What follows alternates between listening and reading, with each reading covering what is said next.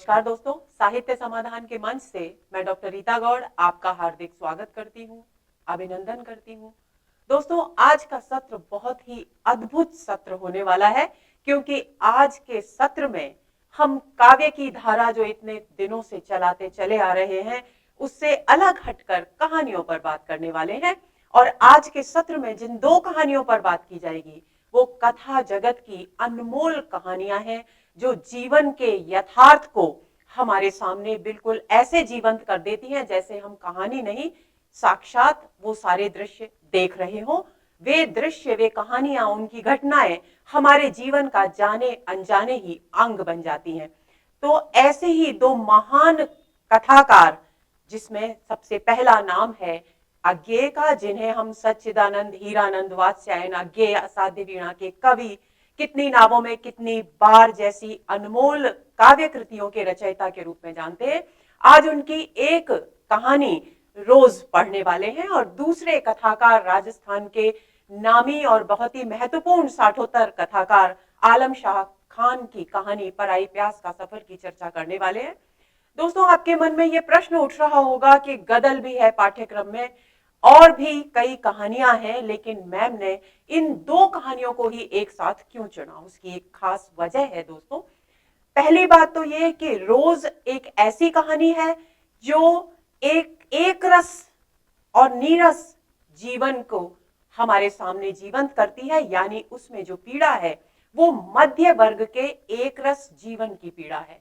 और पराई प्यास का सफर एक ऐसी कहानी है जिसमें निम्न मध्यम वर्ग, या बल्कि कहे समाज का जो वंचित वर्ग है, निम्न मध्यम वर्ग नहीं कहना चाहिए, बल्कि समाज का जो वंचित वर्ग है, उसके बाल जो चरित्र हैं, उनकी पीड़ा को यहां अभिव्यक्त किया गया है। दोनों में ही पीड़ा है, फर्क सिर्फ इतना है कि एक में पीड़ा है मध्य वर्गीय जीवन की एक रसता की, कि किस तरह से जीवन बदल जाता है एक रस होने पर, कैसे नीरसता, कैसे तटस्थता, कैसे संवेदनाहीनता व्याप्त हो जाती है जीवन में, वो चित्रण है रोज कहानी में। और पराई प्यास का सफर में बाल चरित्र, वे बाल व्यक्तित्व जो बचपन में अटखेलियां करने के हकदार होते हैं, वे कैसे समाज की विषम परिस्थितियों के बीच पिसकर अपने जीवन के उस आनंद को भूल जाते हैं, भूल क्या जाते हैं, उनसे वंचित कर दिए जाते हैं। उस पीड़ा को हम यहाँ जीवंत महसूस करने वाले हैं। तो चलिए शुरू करते हैं आज का सत्र।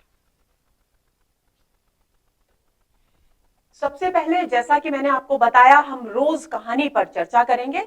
कहानी के मुख्य बिंदु है, सबसे महत्वपूर्ण बात यह कि अज्ञेय के द्वारा रचित कहानी है रोज, और ये उनके विपथगा नामक कहानी संग्रह में संकलित है। विपथगा उनका एक बहुत ही महत्वपूर्ण कहानी संग्रह है, जिसका प्रकाशन वर्ष 1937 माना गया है। पहले एक और महत्वपूर्ण तथ्य रोज कहानी के विषय में जान लेना जरूरी है कि रोज कहानी सबसे पहले गैंग्रीन के नाम से प्रकाशित हुई थी। इसका शीर्षक पहले रोज नहीं था, बाद में लेखक ने इसे रोज शीर्षक दिया। ये कहानी पहले गैंग्रीन के नाम से प्रकाशित की गई थी, मूलतः गैंग्रीन इसका शीर्षक रखा गया था।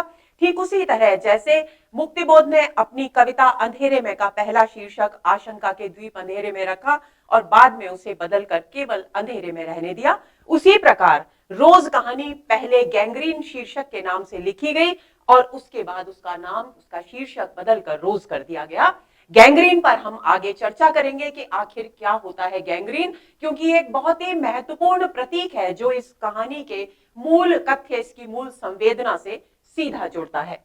आत्मपरक शैली में कहानी लिखी गई है। आत्मपरक शैली, देखिए दोस्तों, कहानी के प्रस्तुत करने के, कहानी की अभिव्यक्ति के कई तरीके होते हैं। एक तो वो कहानी जिसमें कोई भी कहानी में आया हुआ पात्र मैं संबोधन के द्वारा अपने माध्यम से कहानी के पूरे बिंदुओं को, घटनाओं को क्रमवार प्रस्तुत करता चलता है और उसमें बीच बीच में संवाद भी आते हैं।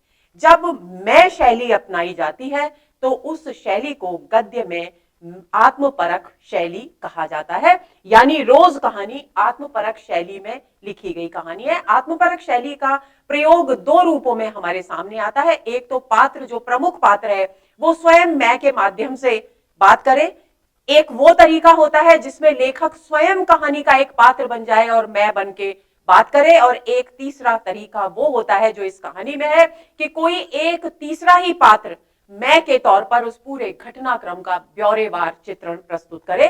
तो इसमें तीसरा बिंदु अपनाया गया है। तो ये एक आत्मपरक शैली में रचित कहानी है। मध्यवर्गीय जीवन की एक रस्ता और उसके समग्र रूप को चित्रित करने वाली ये कहानी है। यानी प्रश्न यदि पूछा जाए कि रोज कहानी की मूल संवेदना किससे संबंधित है, तो एक वाक्य में यदि हमें कहना है तो मध्य वर्गीय जीवन की एक रस्ता को अत्यंत प्रभावशाली ढंग से उसके पूर्ण स्वरूप के साथ अभिव्यक्त करने वाली कहानी है रोज। एक रस्ता की ऊब से पीड़ित मध्य वर्ग की विवश नारी मालती के यंत्रवत जीवन के विविध चित्रों की सशक्त प्रस्तुति है। एक बात तो आपको ये जान लेनी है कि इसकी नायिका मालती है और मालती के माध्यम से मध्य वर्ग की पीड़ा को अभिव्यक्त किया गया है। कौन सा मध्य वर्ग की पीड़ा? जिसका जीवन एक रास्ता से निराशा और हतोत्साह से भर गया है, जिनके जीवन में नीरसता है, और उसकी अभिव्यक्ति की गई है एक स्त्री पात्र के माध्यम से जिसका नाम है मालती। यानी मध्य वर्गीय एकरस जीवन में पिसती हुई एक स्त्री के जीवन की एक रसता को अभिव्यक्त करती है रोज कहानी। पहला बिंदु हुआ जीवन की मध्यवर्गीय जीवन की एक रस्ता को अभिव्यक्त करती है। दूसरा बिंदु हुआ कि मालती के माध्यम से मध्यवर्गीय जीवन की एक रस्ता को एक स्त्री के माध्यम से अभिव्यक्त करती है। और ये एक रस्ता क्यों है? क्योंकि जीवन में यांत्रिकता आ गई है। जैसे यंत्र, जैसे मशीनें बटन दबाते ही एक अपनी गति से चलती हैं और उनको अपनी उस गति से इधर से उधर होने का भी अवसर नहीं होता, उसी तरह का जब हमारा जीवन हो जाता है कि हम एक निश्चित सांचे में, एक बंधे बंधाए ढर्रे में जीवन जीने लगते हैं, तो हमारे जीवन से वो उत्साह, आनंद और उल्लास के पल अचानक ही गायब हो जाते हैं, स्वतः ही गायब हो जाते हैं और हमें उसका एहसास नहीं होता।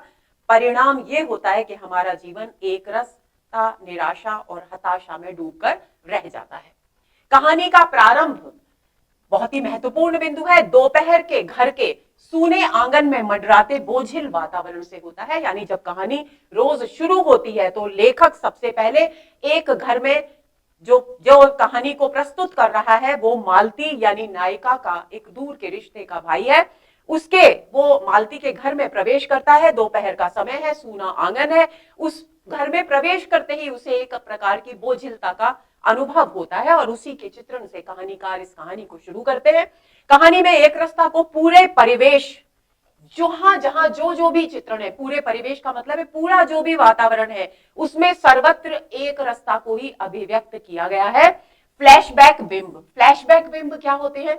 जब कोई भी पात्र अपने पुराने जीवन की स्मृतियों को याद करता है किसी भी सामने हो रही घटना के माध्यम से, और वो उस पुराने जीवन से और वर्तमान जीवन की तुलना करने लगता है, तो वहां वो बिंब, जो दृश्य उत्पन्न होते हैं, वो कहते हैं फ्लैशबैक बिंब, क्योंकि वो स्मृतियों में, अपने पुराने अतीत की स्मृतियों में डूबने से उत्पन्न हुए बिंब होते हैं। तो इस कहानी में एक रस्ता की अभिव्यक्ति वातावरण, परिवेश के माध्यम से, फ्लैशबैक बिंबों के माध्यम से और प्रतीकों के माध्यम से हुई है, जिसमें गैंग्रीन एक बहुत ही महत्वपूर्ण प्रतीक है। अगला बिंदु, मालती की उदासीनता, उत्साहहीनता। एक रस जीवन के मायने क्या हैं? इन शब्दों को आप कंठस्थ कर लेंगे। मालती की उदासीनता, सबसे पहले एक रस जीवन में आती है उदासीनता। जो कुछ भी हो रहा है मशीन की तरह काम करते जाना है, उत्साह नहीं है। दूसरा बिंदु है उत्साहहीनता।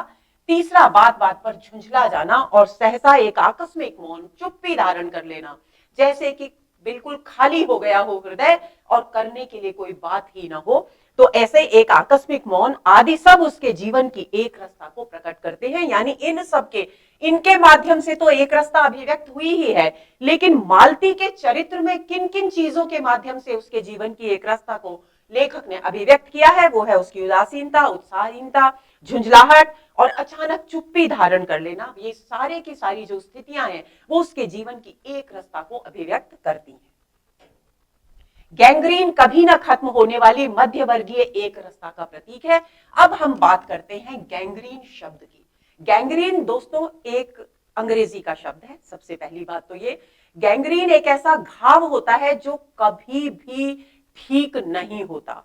हमेशा रिश्ता ही रहता है और उसके कारण जिस भाग में, शरीर के जिस अंग में गैंग्रीन होता है, उस अंग में विष फैलने के कारण अंततः उस अंग को काटना ही पड़ता है यदि शरीर के शेष भागों को, अंगों को बचाना है। तो जिस तरह से गैंग्रीन धीरे धीरे अपने विष के माध्यम से शरीर को निष्क्रिय करता है, जड़ बना देता है, विष से प्रभावित कर लेता है, उसी तरह से मालती के जीवन में एक गैंग्रीन बन गया है यंत्रवत उसका जीवन, जो उसके जीवन से कभी अलग होता ही नहीं है। इसलिए लेखक ने इस कहानी को पहले गैंग्रीन शीर्षक से लिखा था और गैंग्रीन एक प्रकार का प्रतीक है, यानी कहानी में प्रतीकात्मकता है।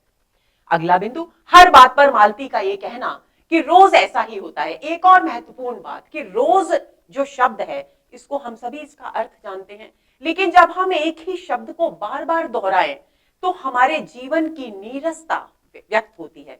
हम भले ही एक ही जैसी विचारधाराओं की, एक ही जैसी अनुभूतियों की अभिव्यक्ति करें, लेकिन हम शब्दों के बंधे बधाए साँचे की जगह हर बार एक नए तरीके से अपनी बात को कहते हैं। इसका मतलब है कि हम अपनी बात को, अपनी भावनाओं को अभिव्यक्त करने के लिए उत्साहित हैं।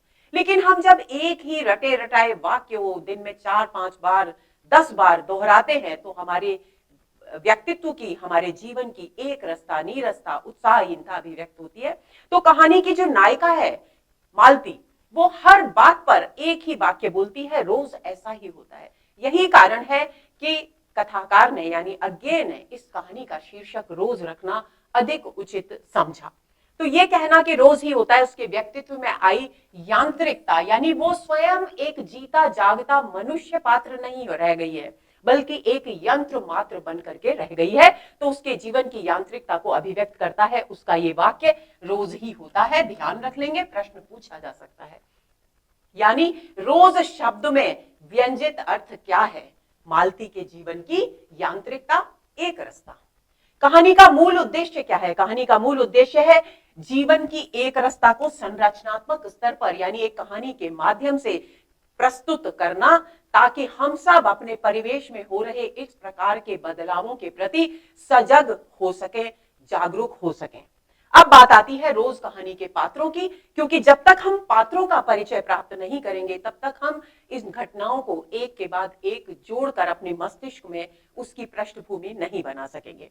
तो सबसे महत्वपूर्ण बात, जैसी चर्चा की, मालती इस कहानी की नायिका है। मध्य वर्गीय जीवन की एक रस्ता को अभिव्यक्त किया गया है इसी के माध्यम से, यानी मालती जो कहानी की नायिका है वो मध्य वर्गीय जीवन की एक रस्ता की अभिव्यक्ति का माध्यम है।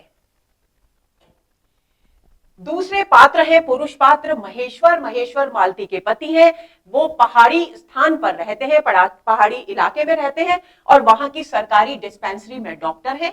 ये बात हमें पता होनी चाहिए। टिटी, महेश्वर और मालती का एक बच्चा है, पुत्र है। और मैं जो आत्मपरक शैली में कहानी को प्रस्तुत करता है वो है मालती का एक दूर के रिश्ते का भाई, जो उसके घर पर मेहमान बनके आया है और वही इस कहानी को प्रस्तुत करता है। यानी एक शब्द अक्सर कहानियों के संबंध में प्रयुक्त होता है, अंग्रेजी का नैरेटर। नैरेटर का मतलब है वह व्यक्ति जो नरेट करता है, यानी वर्णन करता है। तो कथावाचक जिसको हम हिंदी में कहते हैं, उसको कई और आलोचनात्मक पुस्तकों में आपको उसके लिए एक शब्द मिलेगा, नैरेटर, यानी वन हु नरेट्स, यानी जो वर्णन करता है। तो यहां पर मैं जो है वो न केवल मालती का भाई है दूर के रिश्ते का, बल्कि वो नैरेटर भी है, कथावाचक भी है। कथा को आत्मपरक शैली में वही अभिव्यक्त करता है। अब बात आती है रोज कहानी के कथासार की। तो जैसा कि मैंने आपको पहले बताया कि कहानी की शुरुआत मालती के घर के बोझिल वातावरण से होती है और इस बोझिल वातावरण को किसके माध्यम से अभिव्यक्त किया गया है? नैरेटर यानी मालती के भाई के माध्यम से। तो कहानी की शुरुआत मालती के घर उसके रिश्ते के भाई के आने से होती है। मालती का भाई जब उसके घर आता है तो घर का सूनापन देखकर उसे लगता है मानो घर पर किसी शाप की छाया मंडरा रही हो। यानी घर में प्रवेश करते ही उसके भाई को बहुत बोझिलता, उत्साहहीनता और निराशा की अनुभूति होती है।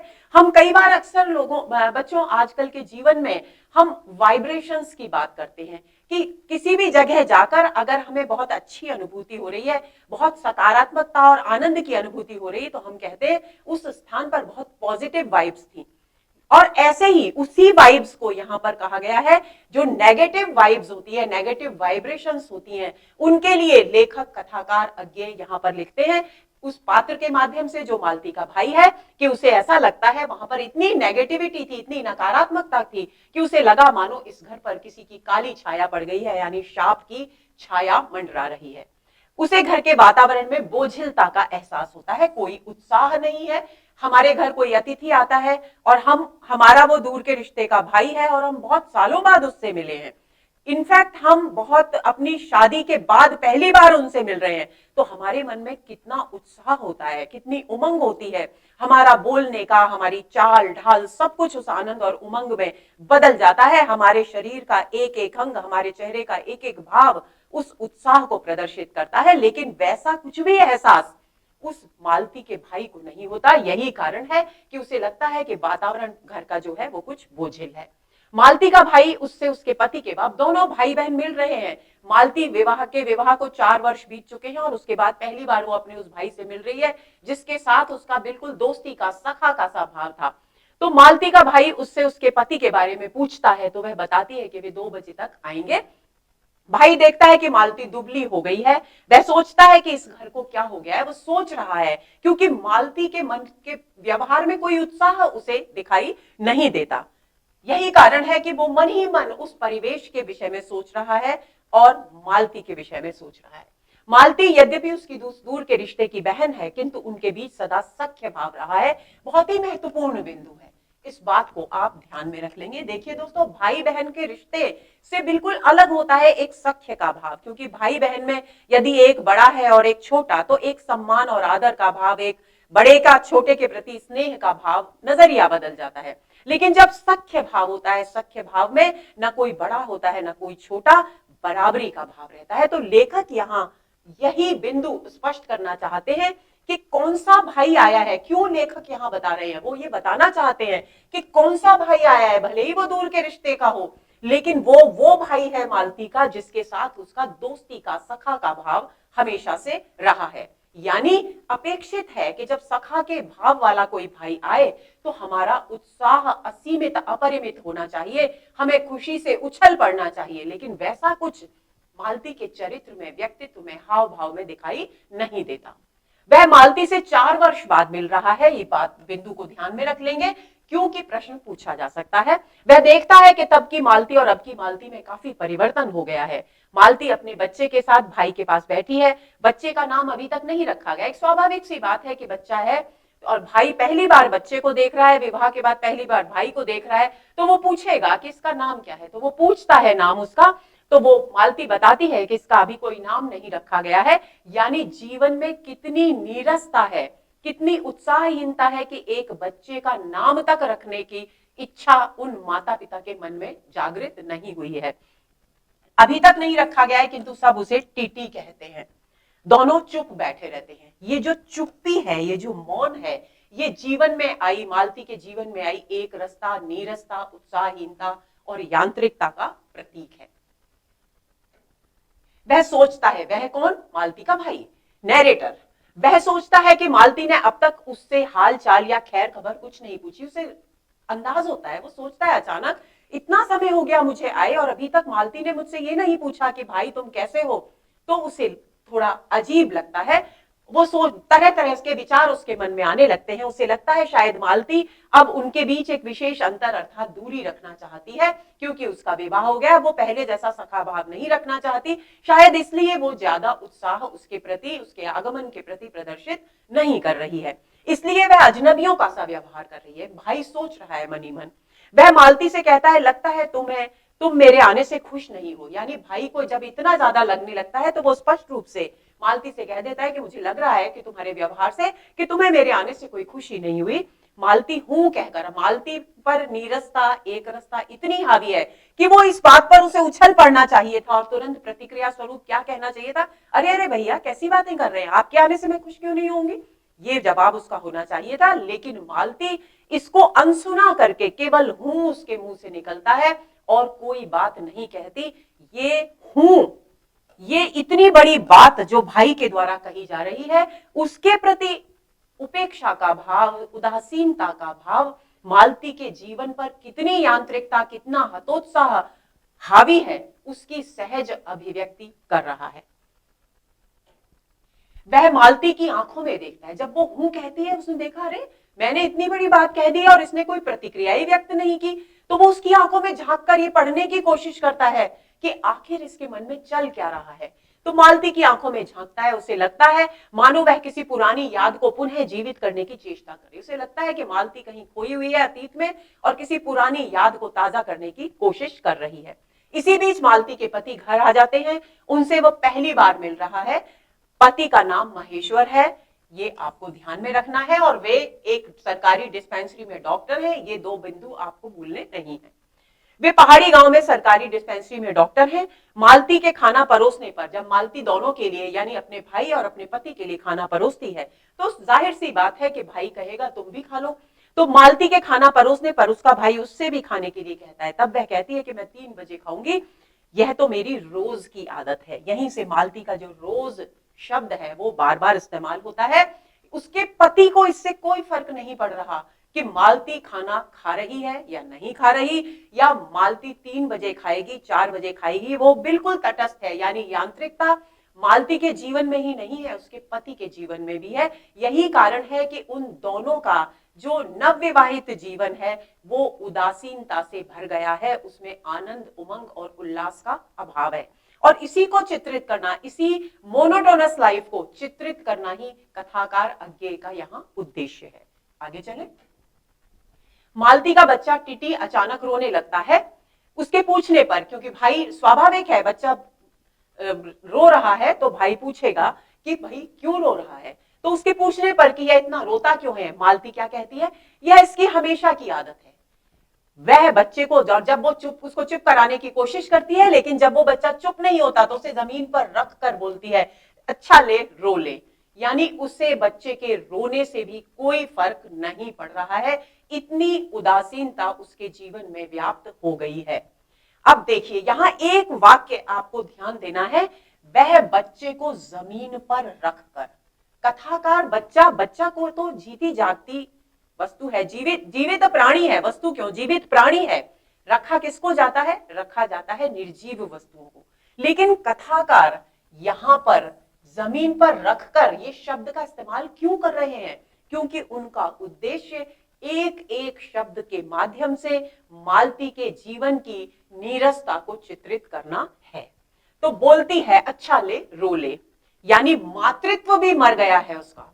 मालती के पति आज जल्दी वापस आ जाते हैं क्योंकि गैंग्रीन के मरीजों का ऑपरेशन करना है। गैंग्रीन शब्द यहां इसलिए आया है क्योंकि मालती के पति डॉक्टर हैं और वहां पर जिस पहाड़ी सरकारी डिस्पेंसरी में वे डॉक्टर है, वहां पर गैंग्रीन के मरीज बहुत ज्यादा आया करते हैं, क्योंकि वहां कोई एक ऐसी झाड़ी है जिसका कांटा चुभने से वो, अगर उसका समय पर इलाज न किया जाए तो वो गैंग्रीन बन जाता है और फिर उस अंग को काटना ही पड़ता है।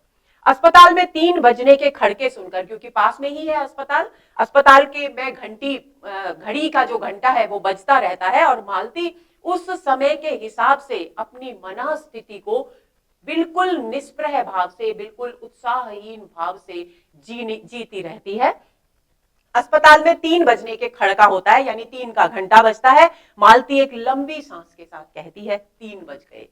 ये जो शब्द है, जो वाक्यांश है 3 बज गए, ये भी उसके जीवन में व्याप्त निराशा का संकेतक है। यानी एक तो शब्दों के प्रयोग के द्वारा मालती के जीवन की निराशा को अभिव्यक्त किया गया है, दूसरी बात वाक्यांश रोज ऐसा ही होता है, उसके द्वारा उसके जीवन की मानसिक जीवन की जो नीरसता है उसको व्यक्त किया गया है, और तीसरा वाक्य है 3 बज गए, 4 बज गए, 11 बज गए, जो वो बार बार उस घड़ी के घंटों की ध्वनि के साथ समय का अनुमान लगाती हुई और एक निश्वास छोड़कर, एक लंबी सांस छोड़कर, जैसे बहुत थक गई हो, जीवन में उत्साहहीनता व्याप्त हो, ऐसे वो उस बात को दोहराती है मन ही मन, 3 बज गए, 4 बज गए। तो ये भी उसके जीवन की नीरसता को अभिव्यक्त करता है। तो कथाकार ने इस वाक्य का प्रयोग भी बार बार इसीलिए किया है। मालती के भाई को लगता है मानो बड़ी तपस्या के बाद कोई कार्य संपन्न। जिस तरीके से मालती 3 बज गई ये कहती है घड़ी के 3 घंटों के बजने की ध्वनि के साथ, तो मालती का भाई बहुत गहराई से, बहुत बारीकी से मालती के हाव भाव देख रहा है। तो उसे लगता है कि ये ऐसे 3 बज गए दोहरा रही है घड़ी के बजने के साथ, ऐसा लग रहा है मानो बहुत तपस्या कर रही थी ये कि 3 बज जाए और उसके बाद कोई कार्य संपन्न हुआ है। मालती बताती है, यहाँ आसपास भाई बहनों में थोड़ी बहुत बातचीत होती है, तो मालती बताती है कि यहाँ आसपास सब्जी या सामान मिलता नहीं है, उसके लिए नीचे जाना पड़ता है, यानी पहाड़ के नीचे तलहटी में जो मार्केट है, बाजार है, वहां से सामान लाना पड़ता है। अभी नौकर नहीं मिला है, इसलिए सारा काम मालती को स्वयं करना पड़ता है। वो ये भी बताती है कि आज पानी नहीं है, अब बर्तन शाम के 7 बजे जब पानी आएगा तभी धुलेंगे, यानी जीवन में बहुत अधिक नीरसता व्याप्त हो गई है। भाई के पूछने पर मालती, भाई पूछता है कि भाई पानी क्यों नहीं है, तब वो कहती है कि पानी का रोज का यही नियम है, यानी यहां भी शब्द रोज आ रहा है, यही है कभी वक्त पर आता ही नहीं। मालती का भाई अपनी नोटबुक, जब कोई बातचीत भाई बहनों के बीच नहीं हो रही है तो वो अपनी नोटबुक निकाल करके पढ़ने लगता है। उसे याद आता है कि मालती पास में बैठी है, अचानक उसे याद आता है कि मालती पास में बैठी है, लेकिन फिर वो सोचने लगता है कि आखिर वो इससे बात करे तो क्या करे, क्योंकि वो जो कुछ भी बोल रहा है आने के बाद से, उसका जो जवाब मालती दे रही है उसमें नीरसता और उसकी उत्साहहीनता स्पष्ट झलक रही है, उसका अनबनापन जाहिर हो रहा है। तो इसलिए वो सोचता है कि अब आखिर इससे बात करे तो क्या करे। उसे लगता है कहीं उसको भी इस घर की छाया ने अपने वश में तो नहीं कर लिया, क्योंकि वो जब इस घर में प्रवेश हुआ था तभी उसके मन में उसे ऐसा एहसास हुआ था कि यहाँ पर बोझिलता व्याप्त है, निराशा व्याप्त है। तो अब जब वो अनमना हो रहा है बात करने के लिए, उसे समझ नहीं आ रहा कि वो अपनी बहन से क्या बात करे, तो उसे लगता है कि इस घर की जो बोझिलता है उसने भी उसको भी अपने वश में कर लिया है। अगले बिंदु पर आते हैं। मालती भाई को आराम करने के लिए कहकर स्वयं बर्तन मांजने चली जाती है। मालती के भाई की आंख खुलती है, जब उसकी नींद खुलती है तब 4 बजे का घंटे की आवाज वो सुनता है और देखता है कि मालती थके स्वर में कह रही है 4 बज गए। जिस तरह से उसने कहा 3 बज गए, उसी तरह से वो कहती है 4 बज गए। ये भी उसके जीवन की नीरसता की ओर संकेत करता है।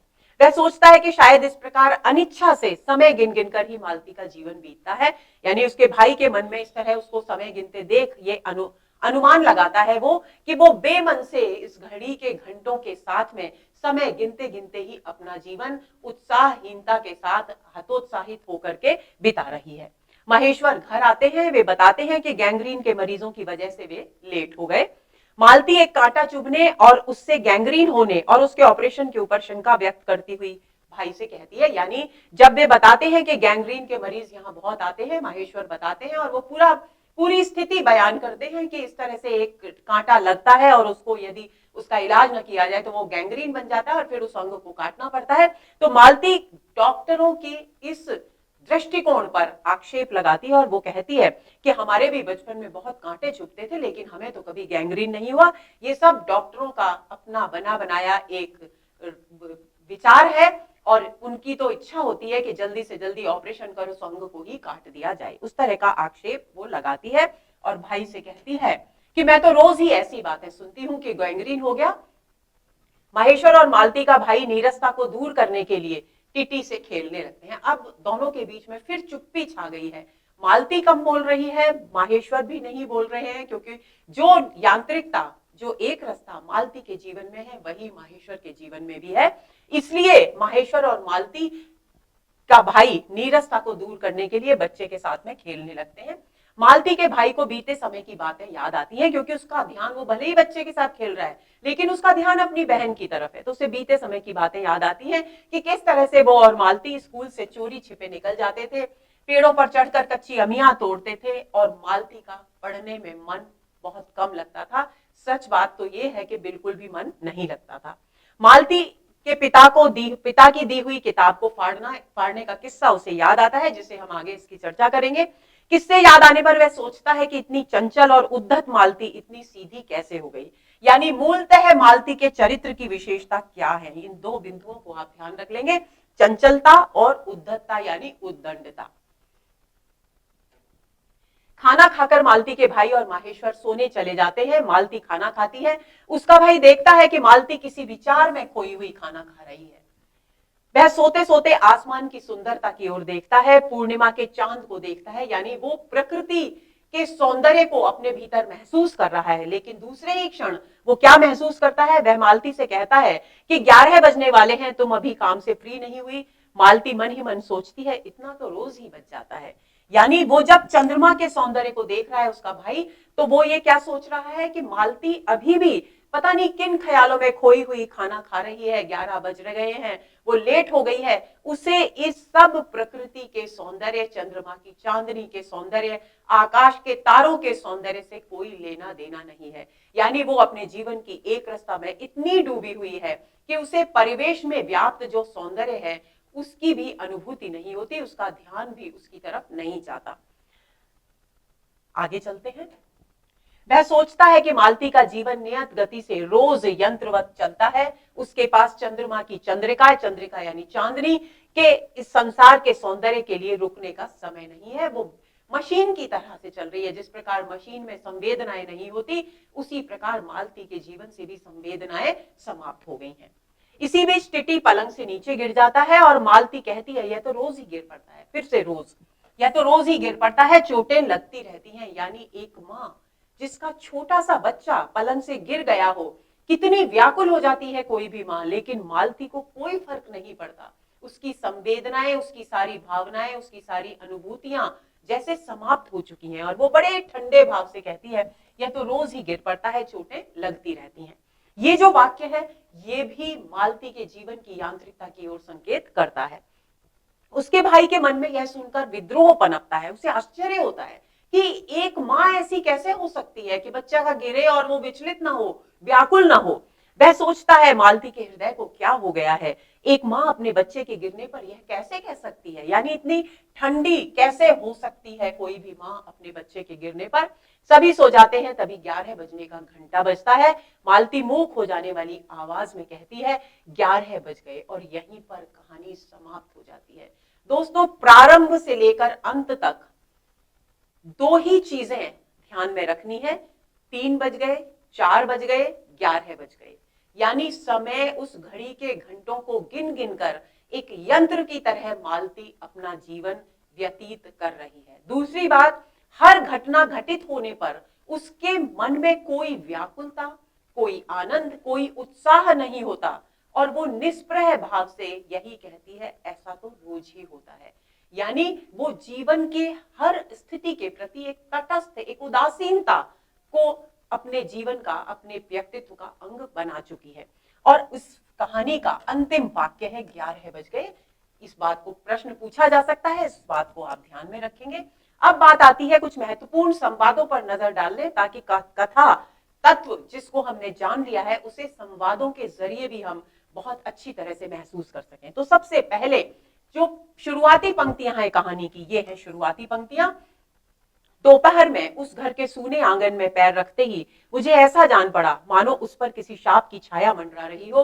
उसके वातावरण में कुछ ऐसा अकथ्य, अस्पृश्य, किंतु फिर भी बोझिल और प्रकंपमय और घना सा फैल रहा था। यानी जब मालती का भाई प्रवेश करता है उसके घर में, तो उस घर के सूने आंगन, यानी घर में कितना सन्नाटा व्याप्त है और उसको लगता है शाप की छाया, यानी अभिशप्त है वहां का वातावरण, ऐसा उसे महसूस होता है। और उस वातावरण में ऐसा क्या है ये वो नहीं बता सकता, इसलिए उसके लिए लेखक ने शब्द इस्तेमाल किए अकथ्य, जिसे शब्दों में बयान नहीं किया जा सकता, अस्पृश्य, जिसे संवेदनाओं से अनुभव नहीं किया जा सकता।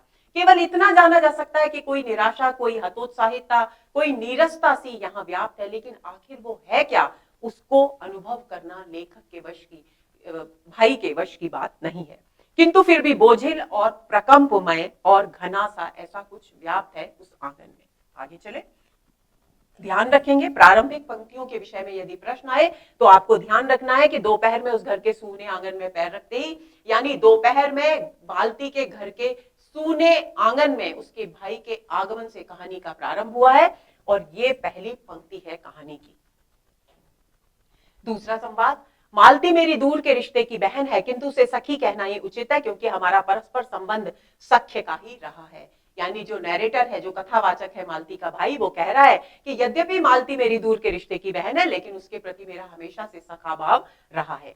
हम बचपन से इकट्ठे खेले हैं, इकट्ठे लड़े और पिटे हैं, हमारी पढ़ाई भी बहुत सी इकट्ठी हुई है और हमारे व्यवहार में सदा सख्य की स्वेच्छा और स्वच्छंदता रही है। वह कभी भ्रातृत्व के या बड़े छोटेपन के बंधनों में नहीं घिरा। इस बात को हम स्पष्ट कर चुके हैं। थोड़ी देर तक तो मौन आकस्मिक ही था, मौन जिसके माध्यम से कथाकार अज्ञेय ने मालती के जीवन की एक रस्ता को अभिव्यक्त किया है। मौन आकस्मिक ही था जिसमें मैं प्रतीक्षा में था कि मालती कुछ पूछे, कि पहली बार जब वो मालती ने मौन धारण किया और उसने अपने भाई से कुछ नहीं पूछा तो भाई के मन में लगा स्वाभाविक सी बात है, इतने दिनों बाद मिल रहा हूं तो धीरे धीरे खुलेगी। तो मालती कुछ पूछे, किंतु उसके बाद एकाएक मुझे ध्यान हुआ कि मालती ने कोई बात ही नहीं की, यह भी नहीं पूछा कि मैं कैसे हूं, कैसे आया हूं। यानी उसको फिर याद आया, उसको फिर पहली बार ये अनुभव हुआ, एहसास हुआ कि अब तक मालती ने उससे अपनी ओर से कोई बात नहीं की, उसके हालचाल तक नहीं पूछे, उसके आने का उद्देश्य तक नहीं पूछा। चुप बैठी है, सोच रहा है मालती का भाई, चुप बैठी है, क्या विवाह के 2 वर्ष में ही वह बीते दिन भूल गई या अब मुझे दूर इस विशेष अंतर पर रखना चाहती है, क्योंकि वह निर्बाध स्वच्छंदता अब तो नहीं हो सकती। पर फिर भी ऐसा मौन जैसा अजनबी से भी नहीं होना चाहिए। उसे अनुभव होता है कि जो चुप्पी मालती के और मेरे बीच है, ये एक ऐसी चुप्पी है जो किसी अजनबी के साथ होती है, लेकिन मैं मालती के लिए अजनबी नहीं हूं, मैं उसके भाई से पहले उसका सखा हूं। फिर भी अगर ये चुप्पी है तो इसका मतलब है कि मालती अब रिश्ते में वो निकटता नहीं चाहती बल्कि दूरी रखना चाहती है। वह एकटक मेरी ओर देख रही थी, किंतु मेरे उधर उन्मुख होते ही उसने आंखें नीचे कर ली। फिर भी मैंने देखा उन आंखों में कुछ विचित्र सा था, मानो मालती के भीतर कहीं कुछ चेष्टा कर रहा हो, किसी बीती हुई बात को याद करने की, किसी बिखरे हुए वायुमंडल को पुनः जमाकर गतिमान करने की, किसी टूटे हुए व्यवहार तंतु को पुनरुज्जीवित करने की, और चेष्टा में सफल न हो रहा। उसे ऐसा लगता है कि मालती की आंखों में एक ऐसा विचित्र सा भाव है जिसमें ऐसा लग रहा है मानो वो अपनी पुरानी स्मृतियों को ताजा करने की कोशिश कर रही है, लेकिन क्योंकि उन स्मृतियों को बहुत समय से जिया नहीं गया है, इसलिए वो स्मृतियां जाग नहीं रही। जैसे बहुत समय तक हम यदि किसी एक स्थान पर बैठे रहते हैं और फिर उसके बाद अपने पैरों को हिलाना चाहें तो जल्दी से हमारे पैर गतिमान नहीं होते, वैसा ही कुछ भाव उसे मालती की आंखों में नजर आता है। वैसे जैसे बहुत देर से प्रयोग में लाया गया कोई अंग व्यक्ति एकाएक उठाने लगे और पाए कि वह उठता नहीं, चिर स्मृति में मानो मर गया है, उतने क्षीण बन से नहीं उठ सकता। यानी स्मृतियों में भी वो क्षण अब जीवित नहीं रहा, इसीलिए वो याद नहीं आ रहा। मुझे ऐसा जान पड़ा मानो किसी जीवित प्राणी के गले में किसी मृत जंतु का तौक डाल दिया गया हो, वह उतार कर फेंकना चाहे पर उतार न पाए। अब उसको ऐसा महसूस हुआ, मृत जंतु का तौक, मरा हुआ जंतु, मरा हुआ कोई जीव। तौक का मतलब होता है गोल घेरा। अक्सर दोस्तों आपने देखा होगा, हम कई बार पिक्चरों में कैदियों के दृश्य देखते हैं, जेल के दृश्य देखते हैं, तो कैदी जो भयानक अपराधी होते हैं उनके गले में भी एक लोहे का लगा रहता है, हाथ पैर में भी लगा रहता है, और वे सब जो गोल घेरे हैं लोहे के, वे जंजीरों से जकड़े हुए रहते हैं। तो तौक उसी गोल गले में डालने वाली जंजीर के लिए एक शब्द इस्तेमाल होता है, गोल घेरे के लिए इस्तेमाल होता है। लेकिन वो तौक यहाँ पर लोहे का नहीं महसूस हो रहा, वो तौक किसी मृत जंतु का महसूस हो रहा है। मृत जंतु प्रतीक है, यहाँ प्रतीक है एक रास्ता और मृत संवेदनाओं का, क्योंकि संवेदनाएं मर गई हैं उसकी। उसको अपने बचपन के उस भाई जिसके साथ वो सखा थी, खेली, उछल कूद की, मार भी साथ में खाई, शैतानियां भी साथ में की, उसके प्रति उसकी संवेदनाएं सभी के प्रति इतनी मर गई हैं कि वो जागृत नहीं हो रही। तो ऐसा लगता है कि वो अतीत का समय उसके भाई को महसूस हो रहा है, जो उसने उसके साथ बिताया था, जो शैतानियां उसके साथ की थी, अब शायद वो उनको याद करने की कोशिश कर रही है, लेकिन अब क्योंकि बहुत समय से उसने उन स्मृतियों को जिया नहीं है, इसलिए वो स्मृतियां लेखक वो उसको, उसके भाई को कैसी लग रही है, मानो कोई वो स्मृतियां जीवंत स्मृतियां नहीं हो, आनंद देने वाली नहीं हो, बल्कि किसी मरे हुए जीव का एक गोल घेरा सा उसके गले में डाल दिया गया हो और वो चाहकर भी उस घेरे से मुक्त नहीं हो पा रही हो, ऐसा उसे महसूस होता है। तो यहाँ मृत जंतु का तौक मूल उसकी जो मरी हुई मृत संवेदनाएं हैं उसका प्रतीक है। उनका जीवन भी बिल्कुल कुछ निर्दिष्ट धर्रे पर चलता है। ये पंक्ति किससे संबंधित है? ये पंक्ति माहेश्वर से संबंधित है, जो कि मालती के पति हैं। यानी निर्दिष्ट ढर्रे पर केवल मालती ही नहीं चलती, बल्कि उसके पति का जीवन भी चलता है। नित्य वही काम, उसी प्रकार के मरीज, वही हिदायत, वही नुस्खे, वही दवाइयां, वह स्वयं उकताए हुए हैं। और इसलिए और साथ ही इस भयंकर गर्मी के कारण वे अपने फुर्सत के समय में सुस्त ही रहते हैं। अगले बिंदु पर आते हैं। मैंने उत्तर दिया, वाह, देर से खाने पर तो और भी अच्छा लगता है। यानी जब माहेश्वर घर आते हैं और भोजन परोसा जाता है, तो वे मालती के भाई से कहते हैं कि आपको बहुत तेज भूख लगी होगी, क्योंकि बहुत समय हो गया है और इतनी देर तक आपको हमारी वजह से भूखा रहना पड़ा। तब उसका भाई जवाब देता है, मालती के भाई का कथन है ये, कि वहां देर से खाने पर तो और भी अच्छा लगता है, भूख बढ़ी हुई होती है, पर शायद मालती बहन को कष्ट होगा। मालती टोक कर बोली, मेरे लिए तो यह नई बात नहीं है, रोज ही ऐसा होता है। उसके जीवन का जो एक बंधा बंधाया ढर्रा है, उसमें रोज ही खाने के लिए उसके पति देर से ही आते हैं, तो उसके लिए ये कोई नई बात नहीं है। उसे अपने भाई के भूखे रहने की स्थिति, जिसकी ओर उसके पति ध्यान आकर्षित करवाना चाह रहे हैं, उस पर भी कोई फर्क नहीं पड़ रहा, और वो बड़े निष्प्रय भाव से कह रही है कि रोज ही ऐसा होता है। मालती बोली, हो ही गया चिड़चिड़ा सा। जब बच्चा रोता है और चुप नहीं होता करने पर, तो भाई पूछता है कि ये ऐसे क्यों रो रहा है, तो वो कह रही है, हो ही गया चिड़चिड़ा सा, हमेशा ही ऐसे रहता है। फिर बच्चे को डांट कर कहा, चुप कर, जिससे वह और भी रोने लगा। मालती ने भूमि पर बैठा दिया और बोली, अच्छा ले, रो ले, और रोटी लेने आंगन की ओर चली गई। मैंने सुना मालती वहीं आंगन में बैठी अपने आप ही एक लंबी सी थकी हुई सांस के साथ कह रही है, 3 बज गए, मानो बड़ी तपस्या के बाद कोई कार्य संपन्न हुआ हो। इन दोनों बिंदुओं पर हम पहले बात कर चुके हैं। रोज ही होता है, कभी वक्त पर आता नहीं। पानी के संदर्भ में मालती कह रही है, आज शाम को 7 बजे आएगा, तब बर्तन मंजेंगे। मुझे ऐसा लगता है कि इस घर पर जो छाया घिरी हुई है, वह अज्ञात रहकर भी मानो मुझे अपने वश में कर रही है। मैं भी वैसा ही नीरस निर्जीव सा हो रहा हूं, जैसे हाँ यह घर, जैसे यह मालती। ये कब का बिंदु है? ये सोच तब की है उसके भाई की, जबकि मालती सामने बैठी है और वो नोटबुक देख रहा है और उसे ध्यान आता है मालती बैठी है, लेकिन उसे कोई ऐसी बात नहीं समझ में आ रही कि वो मालती से आखिर क्या बात करे। तब उसे लगता है कि कहीं इस घर की जो बोझिलता है, उसने उसके व्यक्तित्व को भी तो अपने जकड़न में नहीं ले लिया है। मैंने सुना मालती एक बिल्कुल अनैच्छिक, अनुभूतिहीन, नीरस, यंत्रवत, वह भी थके हुए यंत्र के स्वर में कह रही है, 4 बज गए, जो कि मालती के जीवन की यांत्रिकता को दर्शाता है। मानो इस अनैच्छिक समय को गिनने गिनने में ही उसका मशीन तुल्य जीवन बीतता हो। वैसे ही जैसे मोटर का स्पीडोमीटर यंत्रवत फासला नापता जाता है और यंत्रवत विश्रांत स्वर में कहता है कि मैंने अपने अमित शून्य पथ का इतना अंश तय कर लिया, जाने कब मुझे नींद आ गई। और ये सोचते सोचते जो कथावाचक है, मालती का भाई है, उसे नींद आ जाती है। मैं रोज ही ऐसी बातें सुनती हूँ। अब कोई जब उसके पति आकर गैंग्रीन के मरीजों के विषय में बताते हैं, तब वो कहती है, मैं रोज ही ऐसी बातें सुनती हूँ। अब कोई मर मुर जाए तो ख्याल ही नहीं होता, पहले तो रात रात भर नींद नहीं आया करती थी। किस तरह से वो एक संवेदनशील युवती से संवेदनाहीन हो गई है, इसका पूरा का पूरा जीवंत चित्र यहाँ कथाकार अज्ञे ने इन वाक्यों के जरिए प्रस्तुत किया है। मालती कुछ नहीं पढ़ती थी। अब उसका जो भाई है, वो उसके बचपन की यादों में डूबा हुआ है। वो लिखता है, बहुत ही रोचक प्रसंग है दोस्तों। इससे पता चलता है कि मालती मूलतः एक चंचल स्वभाव की उद्दंड लड़की हुआ करती थी।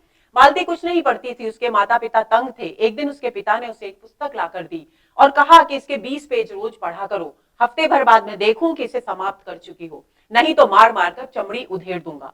मालती ने चुपचाप किताब ले ली, पर क्या उसने पढ़ी? यह नित्य ही उसके 10-20 पेज फाड़कर फेंक देती। यानी 10-20 पेज पढ़ने के लिए पिता ने कहा था, लेकिन वो 10-20 पेज फाड़कर फेंक दिया करती। जब 8वें दिन उसके पिता ने पूछा, किताब समाप्त कर ली? तो उत्तर दिया, हाँ कर ली, क्योंकि फाड़ कर समाप्त कर ली। पिता ने कहा, लाओ मैं प्रश्न पूछूंगा, तो वो चुप खड़ी रही। पिता ने फिर कहा तो उद्दत स्वर में बोली, किताब मैंने फाड़ कर फेंक दी, मैं नहीं पढ़ूंगी। यानी उद्दंड और चंचल लड़की हुआ करती थी। इस बात को मैं बार बार इसलिए दोहरा रही हूं कि इस पर संभवतः प्रश्न पूछा जा सकता है। इस समय मैं यही सोच रहा था कि वही उद्धत और चंचल मालती आज कितनी सीधी हो गई है, कितनी शांत और एक अखबार के टुकड़े को तरसती है। वो देखती है जब उसके पति माहेश्वर डिस्पेंसरी से आते हैं, तो वो कहते हैं मालती से कि मैं आम लेकर आया हूं, वहां रखे हैं, उन आमों को भी धोकर काट लेना। तो तो वो अखबार में लिपटे हुए आम है। तो जो लड़की एक अच्छी खासी किताब को पढ़ने के नाम पर फाड़ कर फेंक दिया करती थी, आज वो उस अखबार के टुकड़े को पढ़ रही है खड़ी होकर। तो उसमें उसके भाई को उसका ये जो बदलाव है वो बहुत ही अचंभित कर देने वाला लगता है। वो सोच में पड़ जाता है कि आखिर इतना ऐसा क्या हो गया इसके जीवन में कि इसके स्वभाव में इतना परिवर्तन आ गया कि ये अब आज अखबार के एक एक टुकड़े को भी तरस रही है। मैंने देखा उस सरकारी क्वार्टर की दिन में अत्यंत शुष्क और नीरस लगने वाली स्लेट की छत भी चांदनी में चमक रही है। मालती आसपास के परिवेश से निष्प्रह है, उदासीन है। वो उसमें सौंदर्य देख ही नहीं पाती क्योंकि उसकी दृष्टि बाहर जाती ही नहीं, वो अपने आप में ही डूबी रहती है। लेकिन जो उसका भाई गया है उसे आसपास के परिवेश में भी सौंदर्य नजर आता है क्योंकि उस पर वो निराशा, वो यांत्रिकता अभी हावी नहीं हुई है।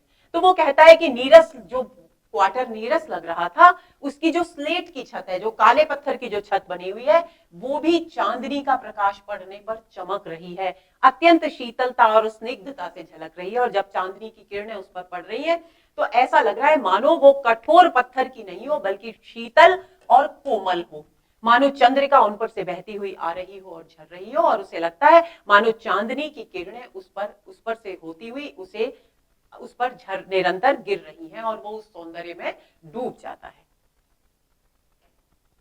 मैंने देखा दिन भर तपन, अशांति, थकान, दाह पहाड़ों में भाप की नाई उठकर, नाई मतलब समान भाप के समान उठकर वातावरण में खोए जा रहे हैं और ऊपर से एक कोमल शीतलता, सम्मोहन, आह्लाद सा बरस रहा है जिसे ग्रहण करने के लिए पर्वत शिशुओं ने अपनी चीड़ वृक्ष रूपी भुजाएं आकाश की ओर बढ़ा रखी है। यानी पूरा प्रकृति में जो सौंदर्य अनुभव कर रहा है मालती का भाई, उसका यहाँ चित्रण है कि वो देखता है कि दिन भर तेज धूप के कारण पहाड़ तपते हैं, लेकिन रात्रि जब होती है और जब चांदनी उन पर गिरती है तो ऐसा लगता है कि मानो उनकी जो सारी गर्मी है वो भाप, जैसे भाप बनकर पानी उड़ जाता है गर्मी से, ऐसे भाप बनकर वो इस वातावरण में लीन होती जा रही है। और जो चांदनी ऊपर से झर रही है उसे चीड़ के जो वृक्ष पहाड़ों और उसकी तलहटी में विद्यमान है, उन चीड़ के वृक्षों की जो शाखाएं हैं वो मानो उनकी भुजाएं हैं और उस चांदनी की शीतलता और कोमलता को लेने के लिए मानो उन पहाड़ी शिशुओं ने अपनी उन भुजाओं को आकाश की ओर उठा रखा है। यानी एक बहुत ही सुंदर अनुभूति उस मालती के भाई को होती है जिसकी ओर मालती का ध्यान तक नहीं जाता। मालती ने वह सब कुछ नहीं देखा। मालती का जीवन अपनी रोज की नियत गति से बहा जा रहा था और एक चंद्रमा की चंद्रिका के लिए, एक संसार के सौंदर्य के लिए रुकने को तैयार नहीं था। यानी उसके जीवन में इतनी यांत्रिकता थी कि उसके पास फुर्सत ही नहीं थी कि वो प्रकृति के सौंदर्य का आनंद ले सके, उसे अपने भीतर अनुभव कर सके। इसके चोटें लगती ही रहती हैं, रोज ही गिर पड़ता है। जब बच्चा गिरता है तब वो इस तरीके का वाक्य कहती है जिसकी चर्चा हम पहले भी कर चुके हैं। एकाएक अब जब वो ये कहती है बच्चे के गिरने पर तो उसके भाई के मन में विद्रोह उत्पन्न होता है। एकाएक मेरे मन ने, मेरे समूचे अस्तित्व ने विद्रोह के स्वर में कहा, माँ, युवती माँ, यह तुम्हारे हृदय को क्या हो गया है जो तुम एकमात्र बच्चे के गिरने पर ऐसी बात कह सकती हो, और यह अभी जब तुम्हारा सारा जीवन तुम्हारे आगे है। यानी अभी तो तुम्हारे जीवन की शुरुआत है, तुम युवती हो और अभी से तुम्हारा जीवन के प्रति एक उत्साहहीन रवैया दिखाई दे रहा है, तुम्हारा वात्सल्य का स्रोत सूख गया है, तुम्हारा आनंद और उल्लास सूख गया है। तो वो सोच में पड़ जाता है उसका भाई कि आखिर इन सब के पीछे कारण क्या है। मैंने देखा कि सचमुच उस कुटुंब में कोई गहरी भयंकर छाया घर कर गई है। उनके जीवन के इस पहले ही यौवन में घुन की तरह लग गई है। पहले यौवन, जीवन का पहला यौवन यानी दाम्पत्य जीवन की शुरुआत, उनका इतना अभिन्न अंग हो गई है कि वे उसे पहचानते ही नहीं। मैंने उस छाया को देख भी लिया कि उनके जिनके जीवन में यह घुन की तरह लगी है उन्हें इसका एहसास नहीं है, लेकिन मालती का भाई कहता है कि मुझे वो छाया स्पष्ट रूप से दिखाई दे रही है। 11 के पहले घंटे की खड़कन के साथ ही मालती की छाती एकाएक फफोले की भांति उठी और धीरे धीरे बैठने लगी और घंटा ध्वनि के कंपन के साथ ही मूक हो जाने वाली आवाज में, यानी बहुत डूबती हुई धीरे आवाज में उसने कहा, 11 बज गए। और यहीं पर दोस्तों कहानी रोज समाप्त हो जाती है। यानी दोपहर के चित्रण से कहानी शुरू होती है और रात्रि के 11 बजे मालती के एक उदासीन कथन से, लंबी सांस खींचकर, एक उदासीन डूबते हुए स्वर से, जिसमें वो कहती है 11 बज गए, कहानी समाप्त हो जाती है। यही रोज कहानी की अंतिम पंक्ति है। अब बात आती है दोस्तों पराई प्यास का सफर, आलम शाह खान की कहानी। तो इसके बारे में एक महत्वपूर्ण बात सबसे पहले हम चर्चा कर लें आलम शाह खान की। आलम शाह खान राजस्थान के बहुत ही सम्माननीय कथाकार हैं, साठोत्तर कथाकार के रूप में जाने जाते हैं। उदयपुर के मोहनलाल सुखाड़िया विश्वविद्यालय में इन्होंने अपनी सेवाएं दी, मानवी की संकाय के संस्थापक रहे और बहुत सारे सम्मान इनको प्राप्त हुए। ये इन्हें समय समय पर साहित्यिक योगदान के लिए सम्मानित भी किया गया और उन्हीं का पहला कहानी संग्रह जो प्रकाशित हुआ उसका नाम ही पराई प्यास का सफर था और उसी पहले कहानी संग्रह से ये कहानी ली गई है। तो राजस्थान के प्रमुख कथाकार, साठोत्तर कहानीकार के रूप में विख्यात पराई प्यास का सफर आलम शाह खान का पहला कहानी संग्रह। पराई प्यास का सफर कहानी पर एक टेलीफिल्म भी बन चुकी है, इस बात को आप ध्यान में रखेंगे। इनकी एक और कहानी है किराए की कोख, इस पर एक फिल्म बनाई जा चुकी है, यानी पराई प्यास का सफर पर टेलीफिल्म बनी है और किराए की कोख पर एक फिल्म पूरी बन चुकी है। आलम शाह खान किस प्रकार के कहानीकार हैं, ये हमारे लिए जान लेना बहुत जरूरी है। सबसे पहली बात कि इनके जो कहानियां हैं उनका तथ्य हाशिए के लोगों के जीवन से संबंधित है। हाशिए के लोगों के जीवन का मतलब क्या है? ये हाशिए के लोग जो शब्द है दोस्तों, ये साठोत्तर कहानियों में बहुत ज्यादा प्रयुक्त होता है और ये उस वर्ग की ओर संकेत करता है जो समाज का अभावग्रस्त जीवन जीने वाला वंचित वर्ग है। यानी वंचित, हाशिए के लोग शब्द मैंने यहां जानबूझकर लिखा है ताकि जिस कहानी को हम पढ़ रहे हैं उससे संबंधित साहित्य जगत में जो शब्द इस्तेमाल होता है उससे आप परिचित रहें। तो हाशिए के लोगों का अर्थ है वंचित वर्ग के जीवन की संवेदनाओं, उनकी पीड़ाओं, उनकी यातनाओं को अभिव्यक्त करने वाली कहानियां लिखते हैं आलम शाह खान।